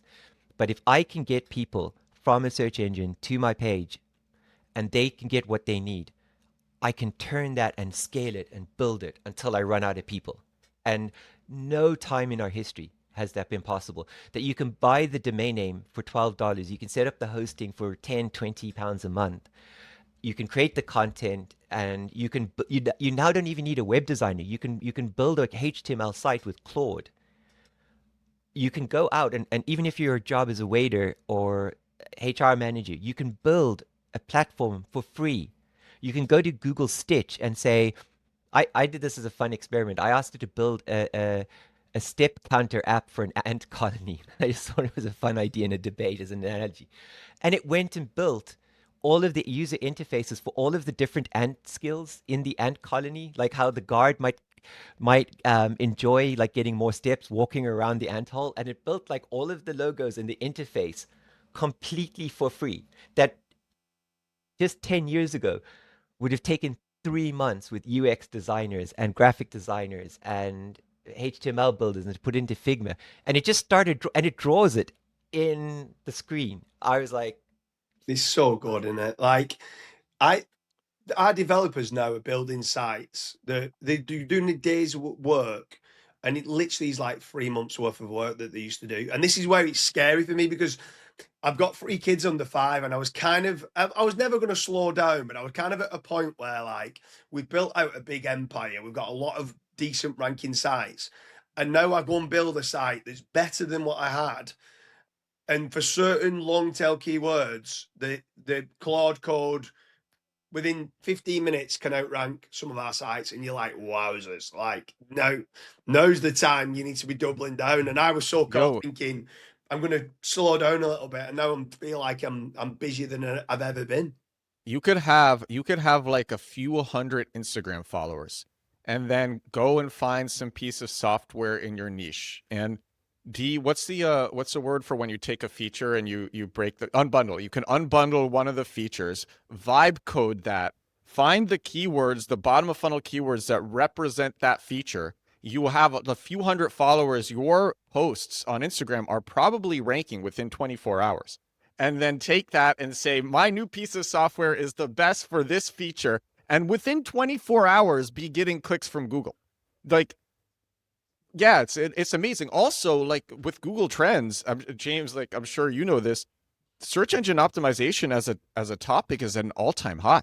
Yeah. An all-time, like, and not just like a little all-time high. It's multiples of where it was like 10 years ago. And we thought SEO was hot 10 years ago. It's multiples in interest. It's insane. I have it on screen right now. It's like, and it keeps going up too. It keeps going up month over month. What is going on? Because it will do, though, because it's the core fundament. Like, I know ChatGPT now, you can run some ads, but when people are doing everyone now, the hot topic is AI and AI visibility. So people want to get cited in Perplexity, in Claude, in Gemini, in AI mode, in the AI overviews, ChatGPT. So they want to be seen in all them places, and they can't, and a lot of them they can't run ads. And what's the main core fundamental to get in them? SEO. So you need to be able to do SEO to get into there. And it's like, it's such a great skill to know what you're doing, to be able. Also, like when you look at your competitors and they don't, and you can tell that they don't know SEO, and you realize that you can just completely dominate the market. It's the most exciting thing ever. It's the best feeling. Yeah. All of the LLM agencies, I think, tapped into something that was very clever early on, but I think that there was a short fuse, which is they started talking about brand building and brand alignment, and that resonated with all of the brand marketers of companies, saying, great, we don't have to do this technical SEO fudge, right? I've had people melt down, like we're trying to have a debate, and then they'll melt down and go like, authority is rubbish, it's fairy dust, I hate you, I hate everything, and just like go away, right? But I think that a lot of the and a lot of the people we've had on the show, Edward, have spoken about like, well, if you just align your brand with your intent and your audience, these LLMs will find you. And I'm like, okay, you're not an engineer, because that's not how you build. You can't crawl and synthesize the whole web to find the right brand. And what I found is that while that's resonated with the marketing team, the CEOs and CMOs are not buying it. And if the CMO is buying it, they need to be aware that HR is finding a replacement for them, because SEO is the only way in, and the smart people know that. I think a lot of people were like, look, during the heyday of like social media, maybe we can't crack SEO. We'll come back to it. We can crack social. And I think now people have seen more than ever, SEO hasn't gone away. If how can Google ads revenue be winning quarter over quarter with the same user base if it's all shifted to LLMs? And so when I think of these agencies going out there and saying, oh, it's gone, your user's gone, this is evaporated, I'm like, you're talking about brand commitment, alliance, building your tone. You're destroying your own brand by lying, because it's so tangible. You're going to get caught out with this, right? And I'm sorry, but the 10,000 LLM tool providers are not all going to survive, right? It's not likely. So if I was in an LLM tool provider agency, I I would be realigning very quickly and saying, okay, look, here's the truth, because people can see through it, I think. Yeah, I think anyone who's listening to this who wants more AI visibility, people like you two would be absolutely top of my list in the fact of you knowing exactly about chunking. So you're knowing that okay, here's the question, like the people also ask question. Here's the answer. It's a nice concise answer to what it is. That's exactly what the LLMs are trying to pick up. Little bits of chunks from query fan out, chunks of content that they can synthesize in the answer. If you know what query fan out terms are popping up and you can answer those questions in a concise manner, you're going to consistently get put into the AI overview. And so many of them are like, yeah, that's it. Like everything's doom and gloom. I'm like, it's never been easier. If you understand knowing how to do keyword research and knowing how to answer that specific question that they're asking for, it's the easiest it's ever been. Exactly. Just a quick question, circling back to something you asked. How many internal tools do you have? Like, I know you said you built your own keyword analysis tool, which is probably something most people could build, but that's such a fascinating thing. Do you guys find that you have a lot of homegrown tools? We've got a lot of homegrown tools, yeah, but this might surprise you, to be honest with you. Like we actually use every single tool that we know of on the marketplace. Where previously I'd keep it very short, very sweet. But the reason why we do this is because. So I'll give you an example. I don't even know if I'm allowed to say this or not, but I'll say it. SEMrush reached out last week, and they're paying us multiple five figures to do some case studies on AI visibility, but they want us to use their LLM visibility tracker, right? So we've said, okay, not a problem. It's going to more than pay for the case study and the promotion of it, and it's going to promote our brand. So we're going to put the money into it, and we're just going to use their LLM visibility tracker. We're not bothered what LLM visibility tracker that we use, as long as it's showing share of voice and the way that it is. So we use Ahrefs, we use SEMrush, we use all the different like RadarKit, Peak, Profound. We're using all of them. Whether one's better than the other, obviously there's lots of debates on that, but internally we have debates like within the office. Some people prefer RadarKit, some people prefer Peak, for example. I think like PEEC, I think the guys there are pretty good. The like SEOs at the forefront and stuff. So at present we're just using them all, and I think it's same with like we're doing quite a lot with AI avatars now, and people are going, oh, what are you using? And we're like, we're using Zeus, we're using 11 Labs, we're using Higgsfield, we're using HeyGen, and they're like, why are you using all them? I'm like, because we still don't know who's going to win the race, so we'll just use them all. And if I'm being 100% honest with you, a lot of them we don't pay for. So a lot of them come to us and say, look, we'll give you a lifetime commission, lifetime kind of unlimited license, as long as you do one or two podcasts for us. So, and I don't purposely go out saying these are the best, they are the only choice. I just explain what they do on a podcast, normally interviewing this like one of the developers, and explain what it is. And I say, if you want to track your LLMs, here's a tool you might want to use. But I don't know which one. I'd have to ask my team which one they think is the best, but I do know there's internal arguments of. I also know there's internal arguments of whether you should be tracking AI visibility because it's so volatile, and how you should be tracking it and stuff like that. I quite like, so Kyle Roofs on Page Optimizer Pro. He's got one now where he does some sort of visibility, but it's where you're lacking in visibility and how you can improve, and I quite like that part. And there's one called Local Dominator from Eldar Cohen, and he's got one, and it does similar things where it's all about the opportunities that you're missing that your competitors are being cited for. So because we're always like, I'm not too bothered about rank, because there's no such thing as a rank tracker in an LLM, but I'm just always caring about how do we get more visibility? How do we get more visibility? What we not showing up for that we should be showing up for, and what sources, let's say it's a listicle we're not listed on that we could get listed onto and stuff like that. But what are you using, David? You got any specific tools that you like? Again, a spread. Like we're probably too invested in SEMrush, and probably for it's too much to shift over from. Yeah. But with our clients, the tool stack is huge. So we're using across the board. We're using different local SEOs. We're using Ahrefs and SEMrush the most. It's just another great thing that I see in you. So many people are like, well, what is the best SEO tool? There isn't.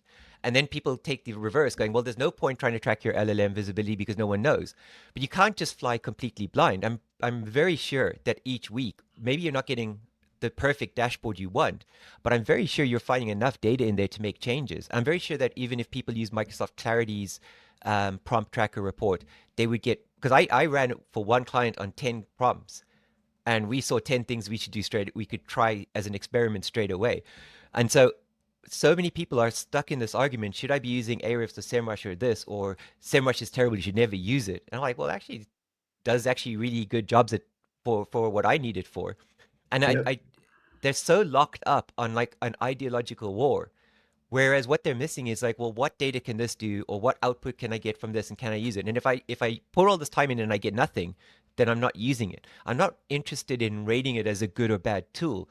I'm rating it as like, can I get this? How much work do I have to do to get it? And if I ask them to change this, will they implement it, or do I need to move to another tool? Which is exactly how IT teams and cybersecurity teams look at platforms and operations. And I think marketing is just like, I don't know if it's because we're invested so much in brands, we sort of like want to follow brands and follow an ideological approach versus looking at it objectively and systematically and saying, well, okay, maybe Ahrefs is more accurate on the keyword volume prediction. Does that matter versus finding keywords I haven't thought about, or helping me determine does this page have backlinks, or can I get that from Bing Webmaster Tools, right? And I agree, it's not nice to have to log into each tool and know what's best, but I can't build it, and I can't convince other people to build it. And I think that's the way to look at it. And you can see it in search, right? SEO shows that people keep typing in, what's the best keyword tool? What's the best this? What's the best that, right? Well, what is it you're trying to do? And does the tool even do it? And that's where you should start, right? And Yeah. it's just like, it's a fundamentally different question. I think for us as well, this was on another episode with Edward, is that from a link building point of view, and this is where when we're choosing our expired domains, if we decide to build on an expired domain or an aged domain, we're also using things like Moz, Ahrefs, SEMrush, the spam score, link research tools for power, trust, and toxicity. We're using Majestic for trust flow and citation flow. We're just getting as much data as possible. And there's times that we could see where, let's say, within Callan's database, he might be obsessed with DR, and we might see something that's only a DR7 website, but it might have 500 referring domains, and that could include things like Wikipedia. And might be certain links that's in there, or it might have a high trust flow, and we think that's undervalued. We can buy that site for $300, but from our own internal scoring system, because we have a system which is all weighted on what we think a site's worth. If we think that site's worth $5,000 and he's got it at $300, we're buying it. And there might be others that somebody might have it $10,000 and we might think that they're worth 40,000. But there's others at 10,000 and we've only valued them at 4. And obviously we're not going to take those. So we've got our own internal, what we believe works, what we believe needs to like minus 50% if it's got spammy anchors or looks like it's been manipulated in some way or form. And we've got a nice system on that, but we get all the data, and like sometimes the trust flow data from Majestic can work better than the DR that has been manipulated from Ahrefs. So this is where we're a data-driven business. Like, we love data. The more data, the better. And obviously we can crunch that. And the more data we have, the more we can make like real choices of what we think is the right thing to do. Absolutely, because each of the companies has their own way of calculating DR and DA, and they keep adjusting it. So they might see a site that had a dip and their DA is going down, so they've adjusted based on past performance. The problem with that is then if you're just dealing with one tool and someone says, hey, we've got a link on this page, do you want to buy a link from it, or whatever the use case is, and you go, oh yeah, it's DA 57, great. But if you actually just look at a 6-month to 12-month window and you actually see a line going down like this and it's crashing to 0, it's just not worth it, right? Yeah. It's just not, there's nothing on there. It's never going to be in an LLM. It's never going to be in a search. Back out of it. But like you said, if it says it's a DA7, but it's going like that, Yeah. then that's the one to jump on, right? And so again, it comes back to like if you keep trying to solve SEO down into this tiny little checklist that okay, but the DA is fine and this is fine and this is fine. But what about like if the DA is 90 and it's a site about traveling about New Jersey and you want a link for glacier travel in Norway? That's just an absolute waste of time. It doesn't matter if it's a DA 90 site because it doesn't talk about Norway and it doesn't talk about glaciers, right? So um, that's where people need to step out and stop trying. What I like about what you've done is you've taken all of this data and the magic is that you've found a way to map it out for you. And the problem with people looking at trying to minimize that to just a DA score is that it doesn't take in enough. Yeah. That's the problem. I get what you're doing, but you're opening up to so much risk, and you might have to spend $100,000 because you have to because 40% of your $10,000 is just thrown away, Yeah. right? Exactly that. And we find so many opportunities in areas. Another big one is what we actually love in now more than anything is this isn't from buying domains point of view, but from actual link building strategies or from our outreach team, is just the opportunities from the LLM. So if the LLMs are picking it up, it generally probably means that it's ranking within Google, which then means it's a trusted source within Google. And sometimes you can go and outreach into an existing, like what we used to call a link insert or a niche edit. You can just go and outreach to them and for $30, get your brand being listed on that existing listicle. Sometimes you pay $50 and you can get it to number one. And you're like, right, brilliant. Okay, we'll go and do this outreach campaign. And this is what's propping up some of your competition. And now you can get listed in there. So that's why we're using as many different LLM visibility trackers at present, because they do randomly. I don't know if it's to do with the proxies of what they use, because none of them are doing it via the API, because it's bringing back, you don't want to do it via the API, but maybe it's different proxies, different areas of how they're doing the search, but they all seem to bring back different opportunities. So we just keep extracting the opportunities and just like, this is a really relevant page talking exactly about what we want to do. It's manipulating the large language models. We want to get seen on them pages. And that's a great strategy that we've been doing for outreach. I think that's what the LLM tools do that's so clever is that instead of just worrying about DADR and so on, is that if the page is mentioned in the LLM, like you said, it's automatically trusted by Google. You don't have to pretend that you can do a backlink analysis because you can't just eyeball a backlink. A lot of people think they can eyeball a back. Yes, you can see a backlink if it's like from blogspot.com from / like link buyer, right? Then you know it's probably trash, right? But you can't really eyeball and if they're getting traffic and if they're still working. But why bother working on all that out? If it's in the LLM and the LLM is coding it, all of the calculation is done. You're measuring and testing the output of the engine, and you can just jump it that way. Yeah, for sure. Is there anything else you're doing with regards to AEO or AI visibility that's seems to be working well? Or is it just kind of just rinse and repeat in the same model? Definitely not. So we've actually, if anything, kind of taken our eye off LLMs a little bit, right? Just a little bit. We rolled back a little bit and realized how much, especially for the areas that I'm in, um, that I do have a couple of sites that I build as personal projects that are getting like 30 clicks from Bing, but are getting like 90,000 citations from Copilot. But for agency work, we realized how much is still coming from Google, and that we actually turned off all of our SEMrush AI reports for the meantime because they're $100 a month, and you multiply that by 30, and suddenly you're burning a lot of money. So we just turned them off for the moment because what we're ranking for in Google, when you if for example you have a broad question like where should I go on holiday next, you have no idea where that's going to come from in an LLM because it's going to be driven by previous questions. But if you're saying like, I need an AI, I want to replace my EDR MDR with AI, with agentic platform. There's only so many pages that can come up in Google, and so the LLMs just there's no space for us to cover. It's automatically covered by just the lack of competition. One of the things that we are loving is EMDs and bringing EMDs or partial match domains is so critical. Like if we learned anything from HCU, is like having a single branded domain is so risky because someone can make a mistake. Right, long time ago, I was hoping to get into Microsoft as a consultant for SEO, which I did. And one of my web team engineers in Poland accidentally, he was just going through WordPress and just wanted to make sure everything was tight. And he saw a button, privacy, and he clicked it. And it added no index to all our pages. And we went from number one in SEO Ireland in UK to like number no one. And it took us 14 days to find it.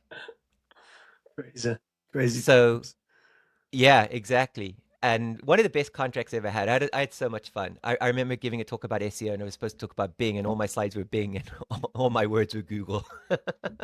But they were very upfront about it. They were like, "Look, we're doing marketing for our partners, so we know that they have to rank in Google." So it actually kind of worked out okay. Yeah. But I think for LLMs, having EMD domains, you can still put your own brand on it, right? Because when the LLM reads the text, it puts the link on the right hand side, but it still refers to the brand. The domain name doesn't actually matter. But if the domain name matters so much to Google, if you're building 100 pieces of content, and I don't think people look at data enough, and I'm pretty sure you do. If you're putting out, let's just say for our 100 blog posts a month, right? How many people are looking at what if 90 of them aren't ranking? I'm sure your content's going up, but what if 90 aren't delivering? Then why not put those on an EMD where they could work, Yeah. right? The challenge years ago for an EMD was like, okay, well, we've got our brand team. Now it's extra work for our content tone manager. It's more work for our design team. It's never been easier to take a screenshot of your own page and ask Claude to build a HTML version of it and then put that on a domain that is an EMD domain. You don't have to do maintenance every day because what's going to break, right? Pages don't break themselves. And then all you have to do is link once from your site, not in the footer, to that EMD, and then you've just got to get people coming back to it, which will naturally happen or should naturally happen with like, oh, I'm looking for Dooley's best website designer, and then they end up on dooley.webdesigner.com, right? And then that click-through rate sustains and maintains them. So I think if you're not building EMDs, looking at single points of failure, DNS used to be a single point of failure, still might be. Domain name, domain registration. Didn't HubSpot lose their domain name? Didn't they? Their CMO got laid off, and he forgot to renew it, and 2 weeks later somebody bought it and sold it back to them in 2015, 2016. Yeah. So all of these you don't own the domain name, you're renting it. Yeah. So what if Google decides heuristically you look like a HCU site? Bam, you're gone, right? If you're not running EMDs and 90% of your business is coming from SEO, then it's like you can't run a Lyft company or an Uber company with one insurance provider. You have to have 10. There should be due diligence. Like the SEC should have due diligence built in. Like you've got one domain. What happens if now? Obviously, for brands, like if you're an IBM, they're never going to get penalized. Probably. Look at Forbes. Even if it's a big brand, I'd still have some supplementary websites. Yes, they do. They all do. Nike has 19. Yeah. I definitely do. People don't notice it. It's just like people just. Yeah, I just won't have a single point of failure. Like you said, I love not having a single point of failure. So I love EMDs. I love PMDs. I also love regurgitating content. If I've got a piece of content and it's not working well, I love like basically going grabbing it, and even if it's not on an EMD, go and put it onto like Medium or Blogspot and force indexing it and stuff like that, and then you can link it back to another site. Or if a page does perform really well, is rewriting that for other sites as well and stuff like that. I love just the data side of things. So where's traffic coming from? How do I get more of that traffic? Where's traffic not coming from that my competitors are getting?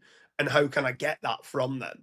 And it's just a continuous game of how do I get the most traffic? And too many people become obsessed with building out pages and doing links, and it's just like they're not really. I love how analytical you are, David. Like I love the fact that you're looking at things and saying, okay, this hasn't worked.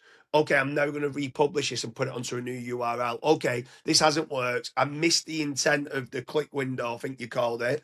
So Therefore, I'm now needing to change that to try to get it that it's getting the traffic, because otherwise it's just wasting crawl budget. It's just no point in having it to a certain degree. So I love how analytical on that front that you are.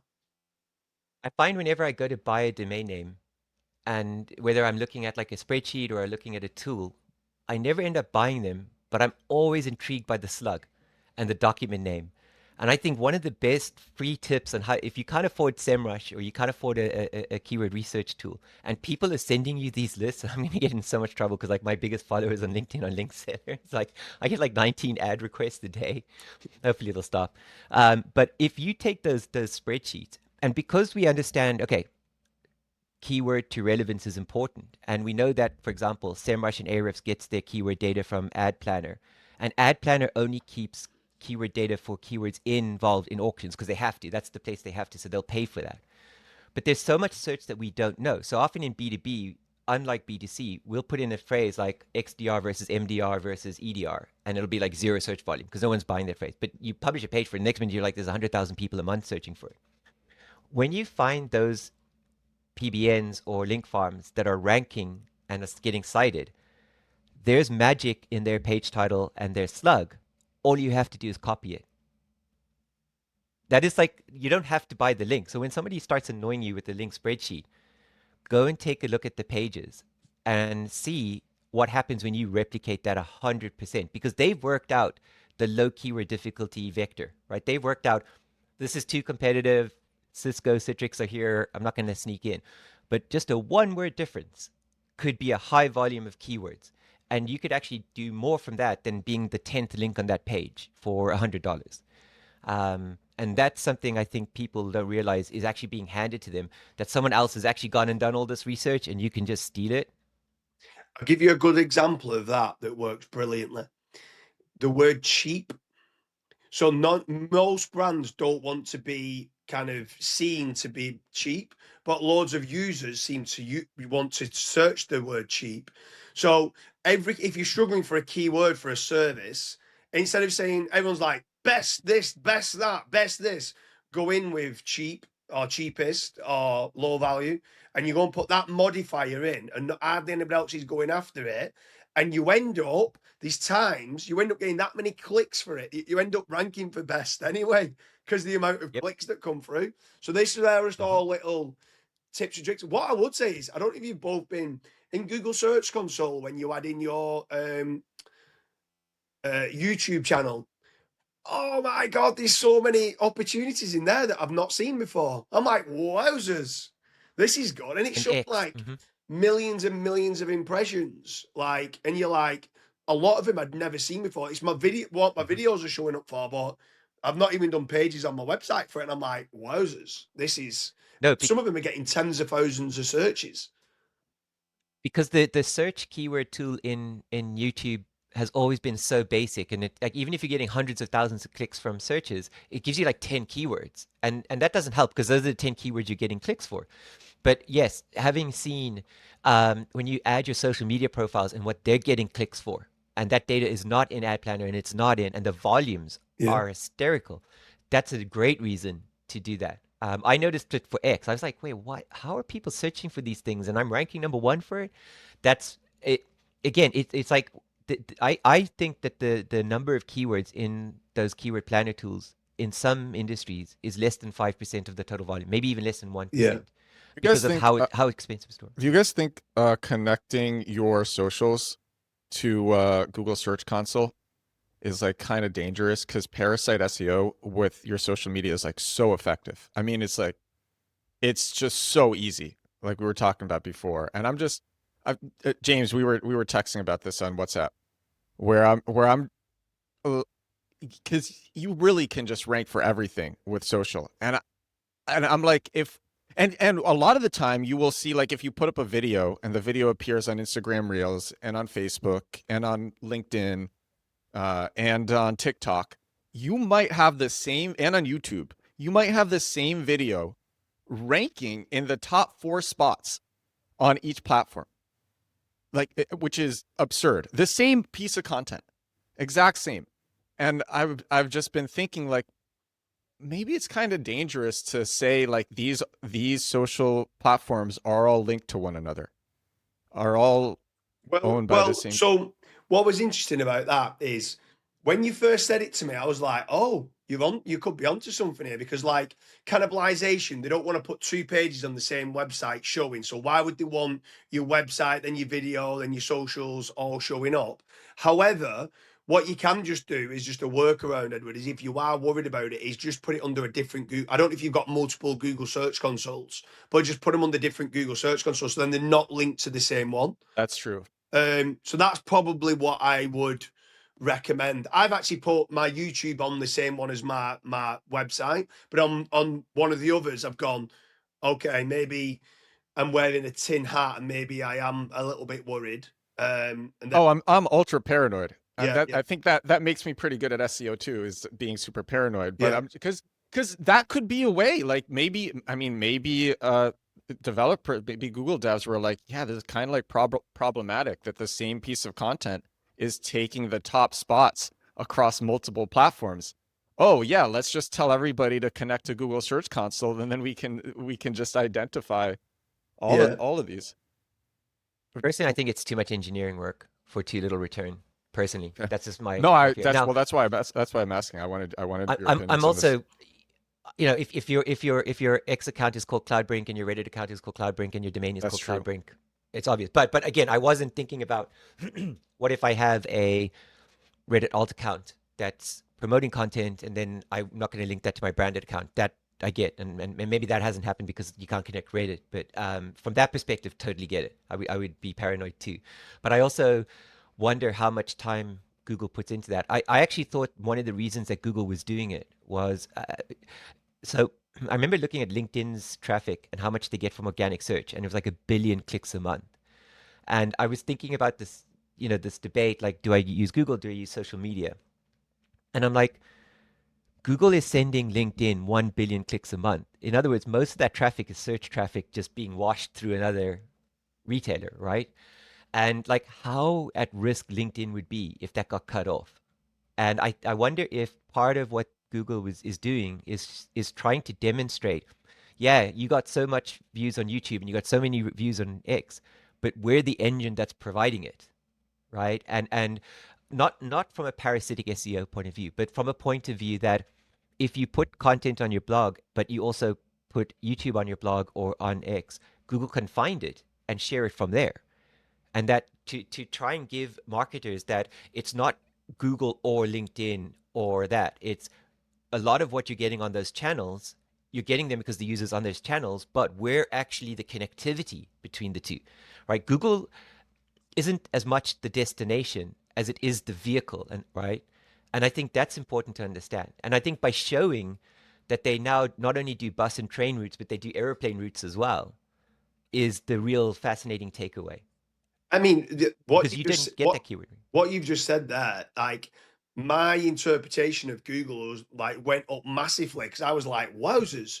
I didn't realize how much traffic I was getting to my Twitter from Google. I didn't realize how much I was getting to my Facebook specifically from Google. I'm like, wowzers, it's doing way more than what I thought. Like, hats off to Google. Thank you very much for all this traffic. So, like, I don't, yeah, maybe it is, but like, I was very impressed by how many impressions and how many clicks I was getting on my. I didn't realize how much I was getting, and having that data, I thought was amazing. Parasitic SEO has probably done more for boosting LinkedIn ads by 50% than anything LinkedIn has done. Yeah, I think. I like parasitic SEO. It's an emotive term, right? Parasitic automatically sounds negative, but how is it? It's not a new concept, right? I mean, if you look at ORM, for example, right? Anyone who's had to do ORM for a friend or a reason, or because it's a business service, or because you've got negative reviews and you bought a new company, you want to get rid of them. ORM is not that different from parasitic SEO to degree, right? Like they share a lot in common. In fact, the better you are at parasitic SEO, the better you are going to be at ORM, right? So again, it comes down to like everyone likes to say they're data driven, I think no one after watching this is ever going to think that James isn't data driven because he articulates it so well. He's like, I don't care about the tool. I don't care about what people think. If I get it from this tool and I get it from this tool and I have to pay for both tools, it's worth paying for because I need the data. Whereas people are like, oh, maybe they're scamming me, or maybe I'm doing this, or maybe that, or maybe that. And it's these emotional things that get in our way. Emotional is what makes us human, right? It's why we love our kids and our parents, and it's lovely. But if you're going to do that in business, you're going to have the rug pulled out from underneath you because someone else is going to look at the data and find a way through. And so you can't really use an emotive brain and then find data to back it up because you're building a bridge of cards and it's going to collapse. If you're worried about, like, if you don't have an SEO tool and you're like, oh, I can't pay $100 a month, I think that's really unfair for people that say in other markets, like if you're in South Africa, the Philippines, or Kenya, or India, or Bangladesh, and you're trying to build a company where $100 could be 10%, 20% of your income. And I wish it was like McDonald's, where McDonald's in Manhattan is $8, but in Ireland it's €5, and in India it's €1, right? I wish there was more even pricing like that.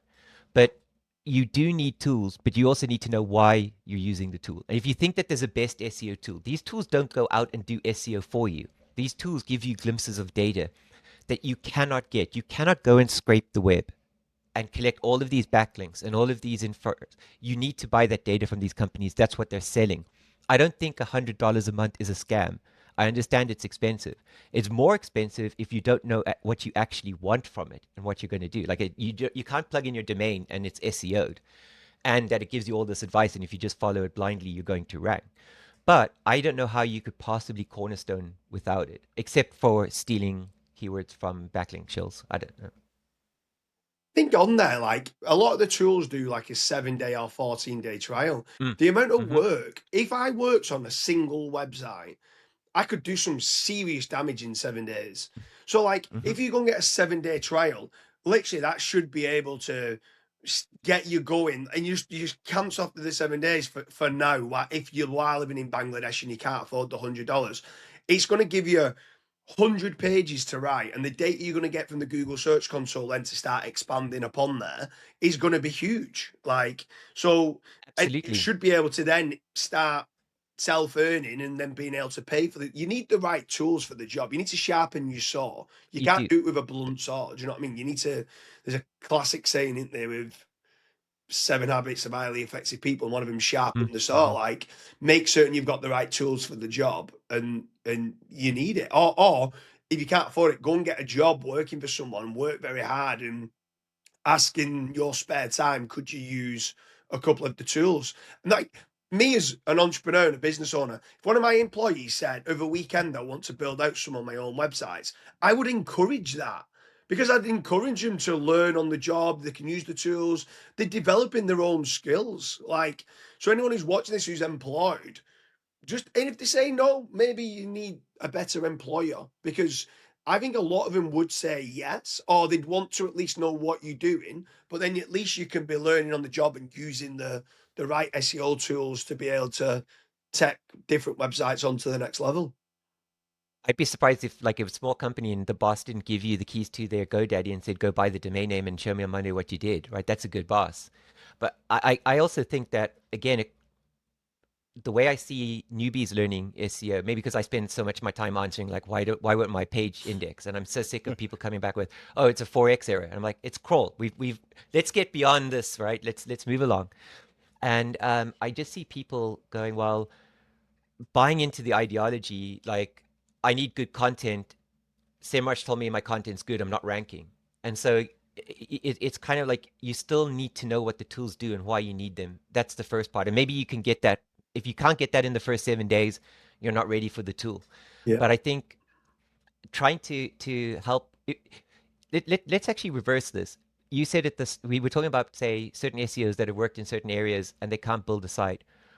If you had to build a site from scratch, let's just say, like, you woke up tomorrow morning and the universe pivoted you and you suddenly woke up in a different country, but you've still got all your knowledge. And now you've got a computer and an internet access, but you're in the middle of nowhere. You don't even know where you are. And you had to build a website to get you out of the situation and get you back. Where would you, and build an income? What would you do? How would you build your first website? Like, let's say I've got absolutely no money. I've just been dropped and I've got computer access and I've got no money. I can't even buy a website. I can't host it. I can't buy it. I mean, you could basically turn around and say you could get you can host it for free on Cloudflare. But let's say I can't even I wouldn't buy a domain. I'd go and do social media, like Edward said before. You can rank LinkedIn posts, you can rank tweets, you can rank Facebook statuses, you can go onto Reddit and provide good value, and then in time start building up the brand that way. You can do YouTube videos.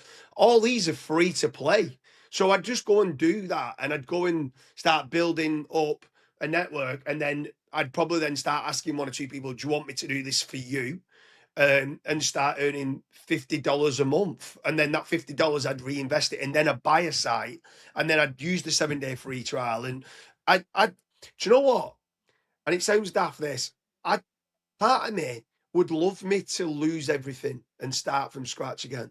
I think I would enjoy it. Like, I know it's weird, and you go, oh, we'll go and give all your money away to someone, but that's not the point. Like, I'd like to be back. I love being in the trenches. I love learning new things. And I think, like, with regards to, I'd save quick money up to try and get the $20 package to use Claude Code, because Claude Code's incredible, that you can then connect doing autonomous agents to syndicate out. But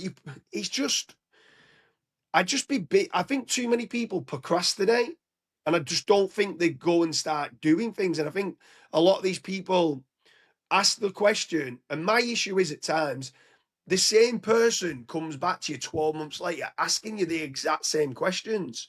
And that's my issue with certain conferences, and why I prefer masterminds. Because when you go to a mastermind, you're in a private room and there might be 12 of you. And at times, honestly, things can get rude, because you can basically turn around and just go, you're not ready. You're not good enough.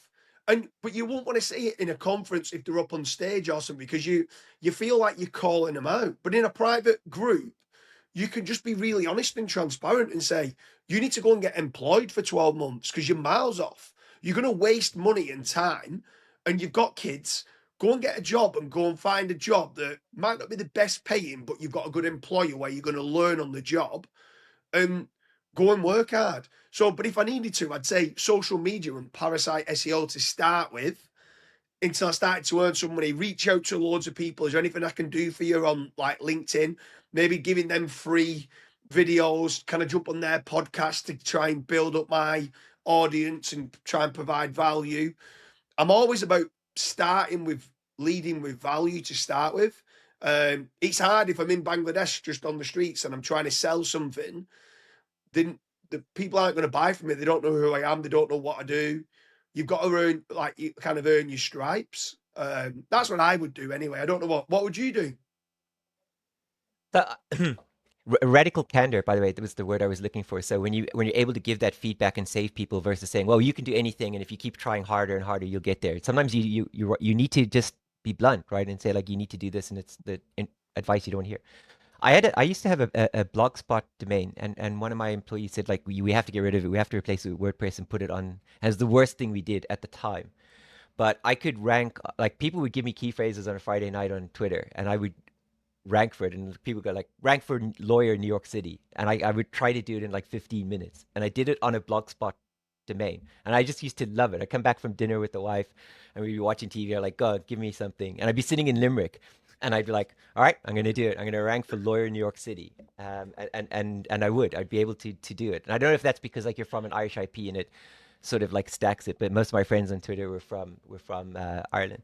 I would just start doing that. I don't think the domain name matters as much. I think you can do it on LinkedIn, or you can do it on WordPress.com, and start building a site and showing how you do it. And like you said, start selling a service, right? Like, start getting an income flow, whether it's helping people build a website, or help people fix their schema, or help people get into Google Knowledge Base or whatever, and start doing those things until you build up. And then you know why you need the tool and what the tool does. But you probably have to find a way to experience it. On the Blogspot articles, what you did, was it just that you thought you had it, like, locked in and how the content needed to be, or was you doing any sort of virality or, like, tiered link building to the Blogspot? So back then, there was a lot of it was very common for people to meet up at conferences or networking events and then say like, oh, I met this person and they do this, and they would link contextually. And my blog spot had at that time about 4,000 backlinks that were all on point. Yeah. And as long as everything was SEO related, ranking for it was just no problem. And I ranked #1 for SEO Ireland for like the best part of 10 years. Also software outsourcing and web design.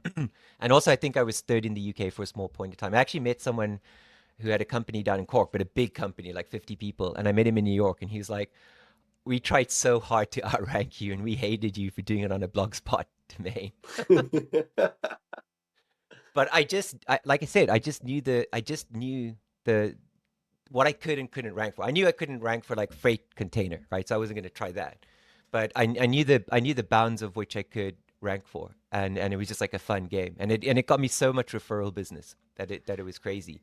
You're very locked in with like your topical authority of what you can, like where you can and where you can't rank and stuff like that. And I've seen one or two of your videos where it was like Edward was asking you about payroll software on Reddit. And then you was then started out going, okay, well, I won't forget that. I'm not doing that to start with. I'm going to do this, and then I'm going to do that. I'm going to put the connections. I call it internally, I don't know if it's the right word or not, contextual bridges. So like, okay, I need to build it up and build the contextual bridges up. How did you learn that personally? Because it took us a while to understand properly what we could and we couldn't. And you've got that locked in. And not many SEOs talk about that.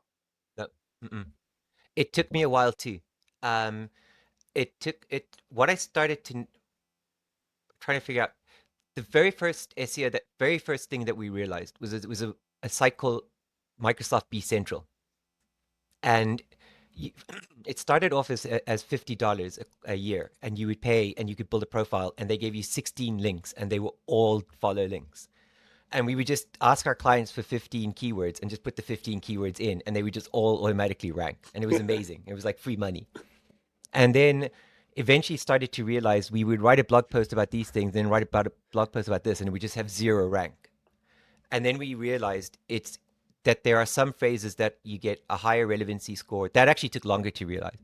And then we started, or maybe we realized the relevancy score, and then we started realizing the bridging. And then I started saying to people, if you want to tell Google that you're good for betting, the reason you start with what is a bet, how do betting works, is it's the string matching.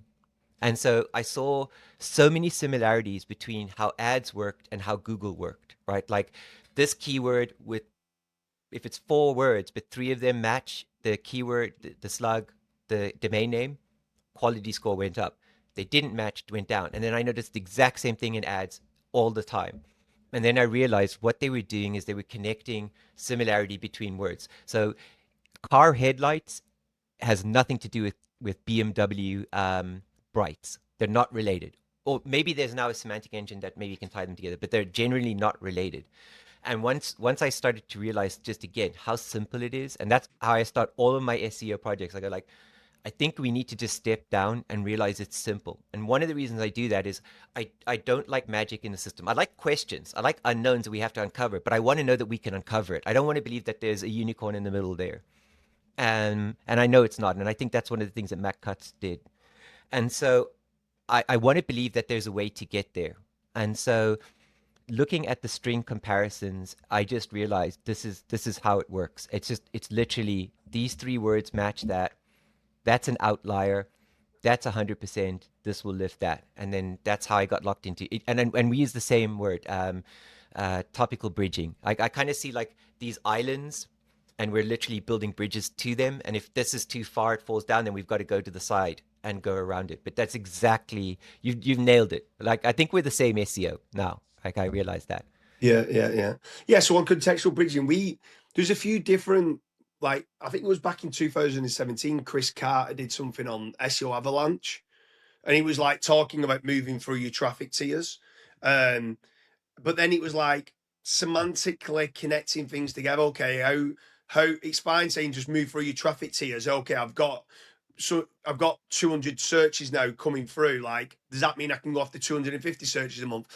It was like everything needed to be topically relevant. It took us a long time because we used to rank by good quality pages and then just links. And we just, that was it. Just literally links used to just prop us up for everything. And links still good, but have diminished. And then we had to get better then with our clusters. And you're just one of very few people that I speak to or hear where I'm like, you've got that dialed in so well, like so well. Like I feel we've got it. I think that's one of our core strengths in the business. And I speak to a lot of others who talk about keyword research or how would you start a website and stuff like that. And I'm like, not many say what you say. And that's where I think people need to grasp onto that. When they're listening to what you say, when you're talking about them contextual bridges, it's like, that is key. Like, so many It is people go key. too high and they're not working the way up to get to that island over there that needs to hop across to get to it. I think it was around 2007. So I bought primaryposition.com in 2004. I started doing SEO 2002, 3. And it was a Matt Cutts video that cemented it when he started talking about neighborhoods and how pages in neighborhoods are related. And I think a lot of people see folders and think that the folder name contributes to the slug, which it doesn't. But when we started doing things like, for example, if we're going to do website design, we would build the folder like website design, then we'd have website design. What is website design? How does website design work? How do you learn website design? How do you translate marketing strategy to web design strategy? Those neighborhoods, those clusters, and we could see which pages rank and then how the other pages rank, then that joins the dots very, very quickly. And I think I learned via reverse engineering. I think I'm like somewhere in ADHD, and being able, like, I don't understand something until I get to the end point, and it's very painful. It makes learning very difficult. It's very easy when you're like starting school and you're getting A's for everything, and then you have to start doing things you don't like, and you have to wait till the end of the month to find out how the concept works, and that's when we can start reverse engineering it. And I think once I realized that, I was like, this is so easy. And I never see people talking about it, and sometimes I'm even afraid to talk about it because like it's like am I the only person who thinks this way? So it's great to hear that you feel that that's such an important thing to lock into and understand. Yeah, I think that's where you can win in almost any market. Like someone says, "Oh, yeah, finance, I can't do it in that," or gambling, I can't. You can do it in any market. You just got to find the right terms to go after to start with and build your way up. You have to start somewhere. Majority of people start with Ahrefs and they go with the ones that get the highest search volume, and then they sat there with 200 pages and they're like, I'm not ranking for anything. And you're just like, you've not done anything properly of how to set it up. And I feel sorry for some, because that's how some people get taught. Like some people get taught, like, go and do your keyword research, go and do keyword clustering. Some don't even do keyword clustering, but some like, go and do your keyword clustering if you're going to put something together. And then there's just no planning in place. I always see, like, the way I would explain what you're brilliant at is, I want to build a house and you're brilliant as being the architecture. So the architect that comes along and says, this is where the door's going to go, this is where the windows are going to go, where others just go, right, here's your bricks, here's your mortar, start building them. And they've not put the foundations, they don't know where the door's going, they don't know where the windows are going. They start building it, and you go, oh, he's meant to put a window there, oh, he's meant to do, and they're just fixing things on the fly. There's no proper actual strategy and plan, where I can just see the way your brain works is, no, you need to do. I loved the episode with the pay, I think it was payroll software Reddit. And I'm like, that is genius. And not many people say that. Like, and I think even you, Edward, was like, but why are you doing that first? And it was like, it's just when it clicks, it just clicks. And it's like, right, that's good. I like what you're doing there.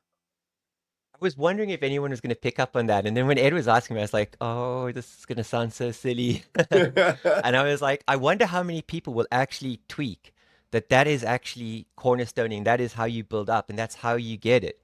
And I think often Edward understands the question in the user's mind, because I got some really nice compliments about both of you on LinkedIn during the week, and I sent them both to Edward, and I said, like, you got, this amazing guy who's built this incredible fintech platform came on and he said, like, I love your videos. I'm just gonna be straight up with you. I really liked it, but you're so much better with Edward. And I was like, I 1000% agree. And if I could get Edward every day, I would. And he's very good with his time because he lets me WhatsApp him every day. But I was like trying to think of it at the same time. I'm like, I bet everyone's gonna think this is made up, right? And it was like really awkward. And I was like, I wonder if anyone's gonna pick up on this. But if there's a secret sauce, then that is it. That was the one thing I learned that I learned so early on that I think helped me. And I think one of the things that didn't help me was like being in an Irish market. And back then, Ireland's population was like 3.5 million. Now it's 6 million. Is it's such a small country, and the amount of services that you would have in the United Kingdom or Germany, France, or even in the USA, and the smallness of the market, and how we had to like, we almost gave websites away for free to sell SEO, or we would sell websites at a higher margin to pay for the SEO. And it's so restrictive and it's so hard to start there. And then you move to a country like this and you're like, you can get billions of clicks and dollars for doing small things like a proxy for cell phones on Android, which is someone I met the other day is making millions doing that from Serbia. And this like blows your mind. And I Crazy. think that was something that like I wish could have happened earlier. So Yeah. I yeah, want to big wrap thank up here, Edward, in saying, like, thank you so much in what you do for the industry. I think you. that consistency of turning up every single day and that persistent kind of thing of what you do is incredible. You're the out of the three of us, you're the one who's going to new levels with Gary V and all the rest of them. Yeah. But Yeah. I appreciate everything you do for the industry. I think it's absolutely brilliant. Thank you. And Really, I want to cut you off, Edward, because I just really want to echo that. And I know I've said it before, but I just want to double down it. And so many people have come to me and said, I saw you because I'm watching the Edward Sturm show and I saw this and I saw James. And I loved when the people I like connect together. And I don't think you realize how many people you're solving. Like they're just overwhelmed and they've got to get it done. It's a business problem they have to solve. Whereas for me, it's a game I'm playing, right? And James is such a smart businessman. He knows he's got options, and he knows that options are the survivability plan for businesses. And you doing this every day, with whatever happens, you turn up every single day with the best smile and bring out the best in people. You've done more. You've taken on Matt Cutz's flame, right, and his wow. torch, and you're just Wow. you're doing more for SEO, I think, than the search team are. I really mean that. It's a labor of love, and I think people like you, because you guys inspire me and you guys help me show up every day. And you guys come on the show and talk for 3 hours with just amazing gold and fire. And so, 3 hours. That's my longest yeah. ever podcast. I Try and actually stop think me. this is the longest one on the show, and it's with two of the best people in the industry. So I couldn't be happier. And thank you for the kind words that really coming from you guys. Like, it means so much, for No, real. not at all. And James, thank you so much for all of the questions and the perspective that you give people and the critical thinking skills. Like, okay, David says this all the time because he's passionate about it, but what does he mean? And how showing them how to do it. And you can ask questions without causing a meltdown, right? You can say like, well, is it really that? You know, Yeah. I think the skills you can teach in SEO stem from your ability to apply critical thinking. Yeah. David, it's been an absolute pleasure sharing the stage with you. You're an absolute legend. Keep doing what you do. Everything. Thank It you. was funny because prior to it with Edward, I'm like, I've got to play devil's advocate, but like my issue is I resonate with so much of what he says. So like I can't really argue with him because I'm like, I understand the point of what he's saying, but I'm gonna have to try somewhere to play devil's advocate with you. But everything what you say, You I asked. think you're, again, I'm not just saying it because you think, but I don't just jump on a podcast for 3 hours with people that I don't like. Like Edward, brilliant for turning up every single day. What you're doing is incredible. David, like the stuff that you're putting out there and the information you're putting out there is unbelievable. And so many people I know will be DMing you saying thank you so much. And a lot of the Google parrots, because you're going against what they're saying, will be hitting you, and you're going to get a lot of shit, and that's just part and parcel of cyberbullying and all the rest of it. And just ignore it, block them, and just keep doing what you're doing, mate. Because for so many people, they'll be loving what you're saying. Thank you so much Gentlemen, for all of the perspectives. Thank you. Go ahead, Ed. this was Cheers. great. This was great. All right. So This is episode 1131 of the podcast. 1131 days in a row doing this show. Let's go. Thank you again to my awesome guests. If you watch this episode on YouTube, thank you so much for watching. If you listened on Spotify or Apple Podcasts, thank you so much for listening. And I will talk to you again tomorrow. Bye now.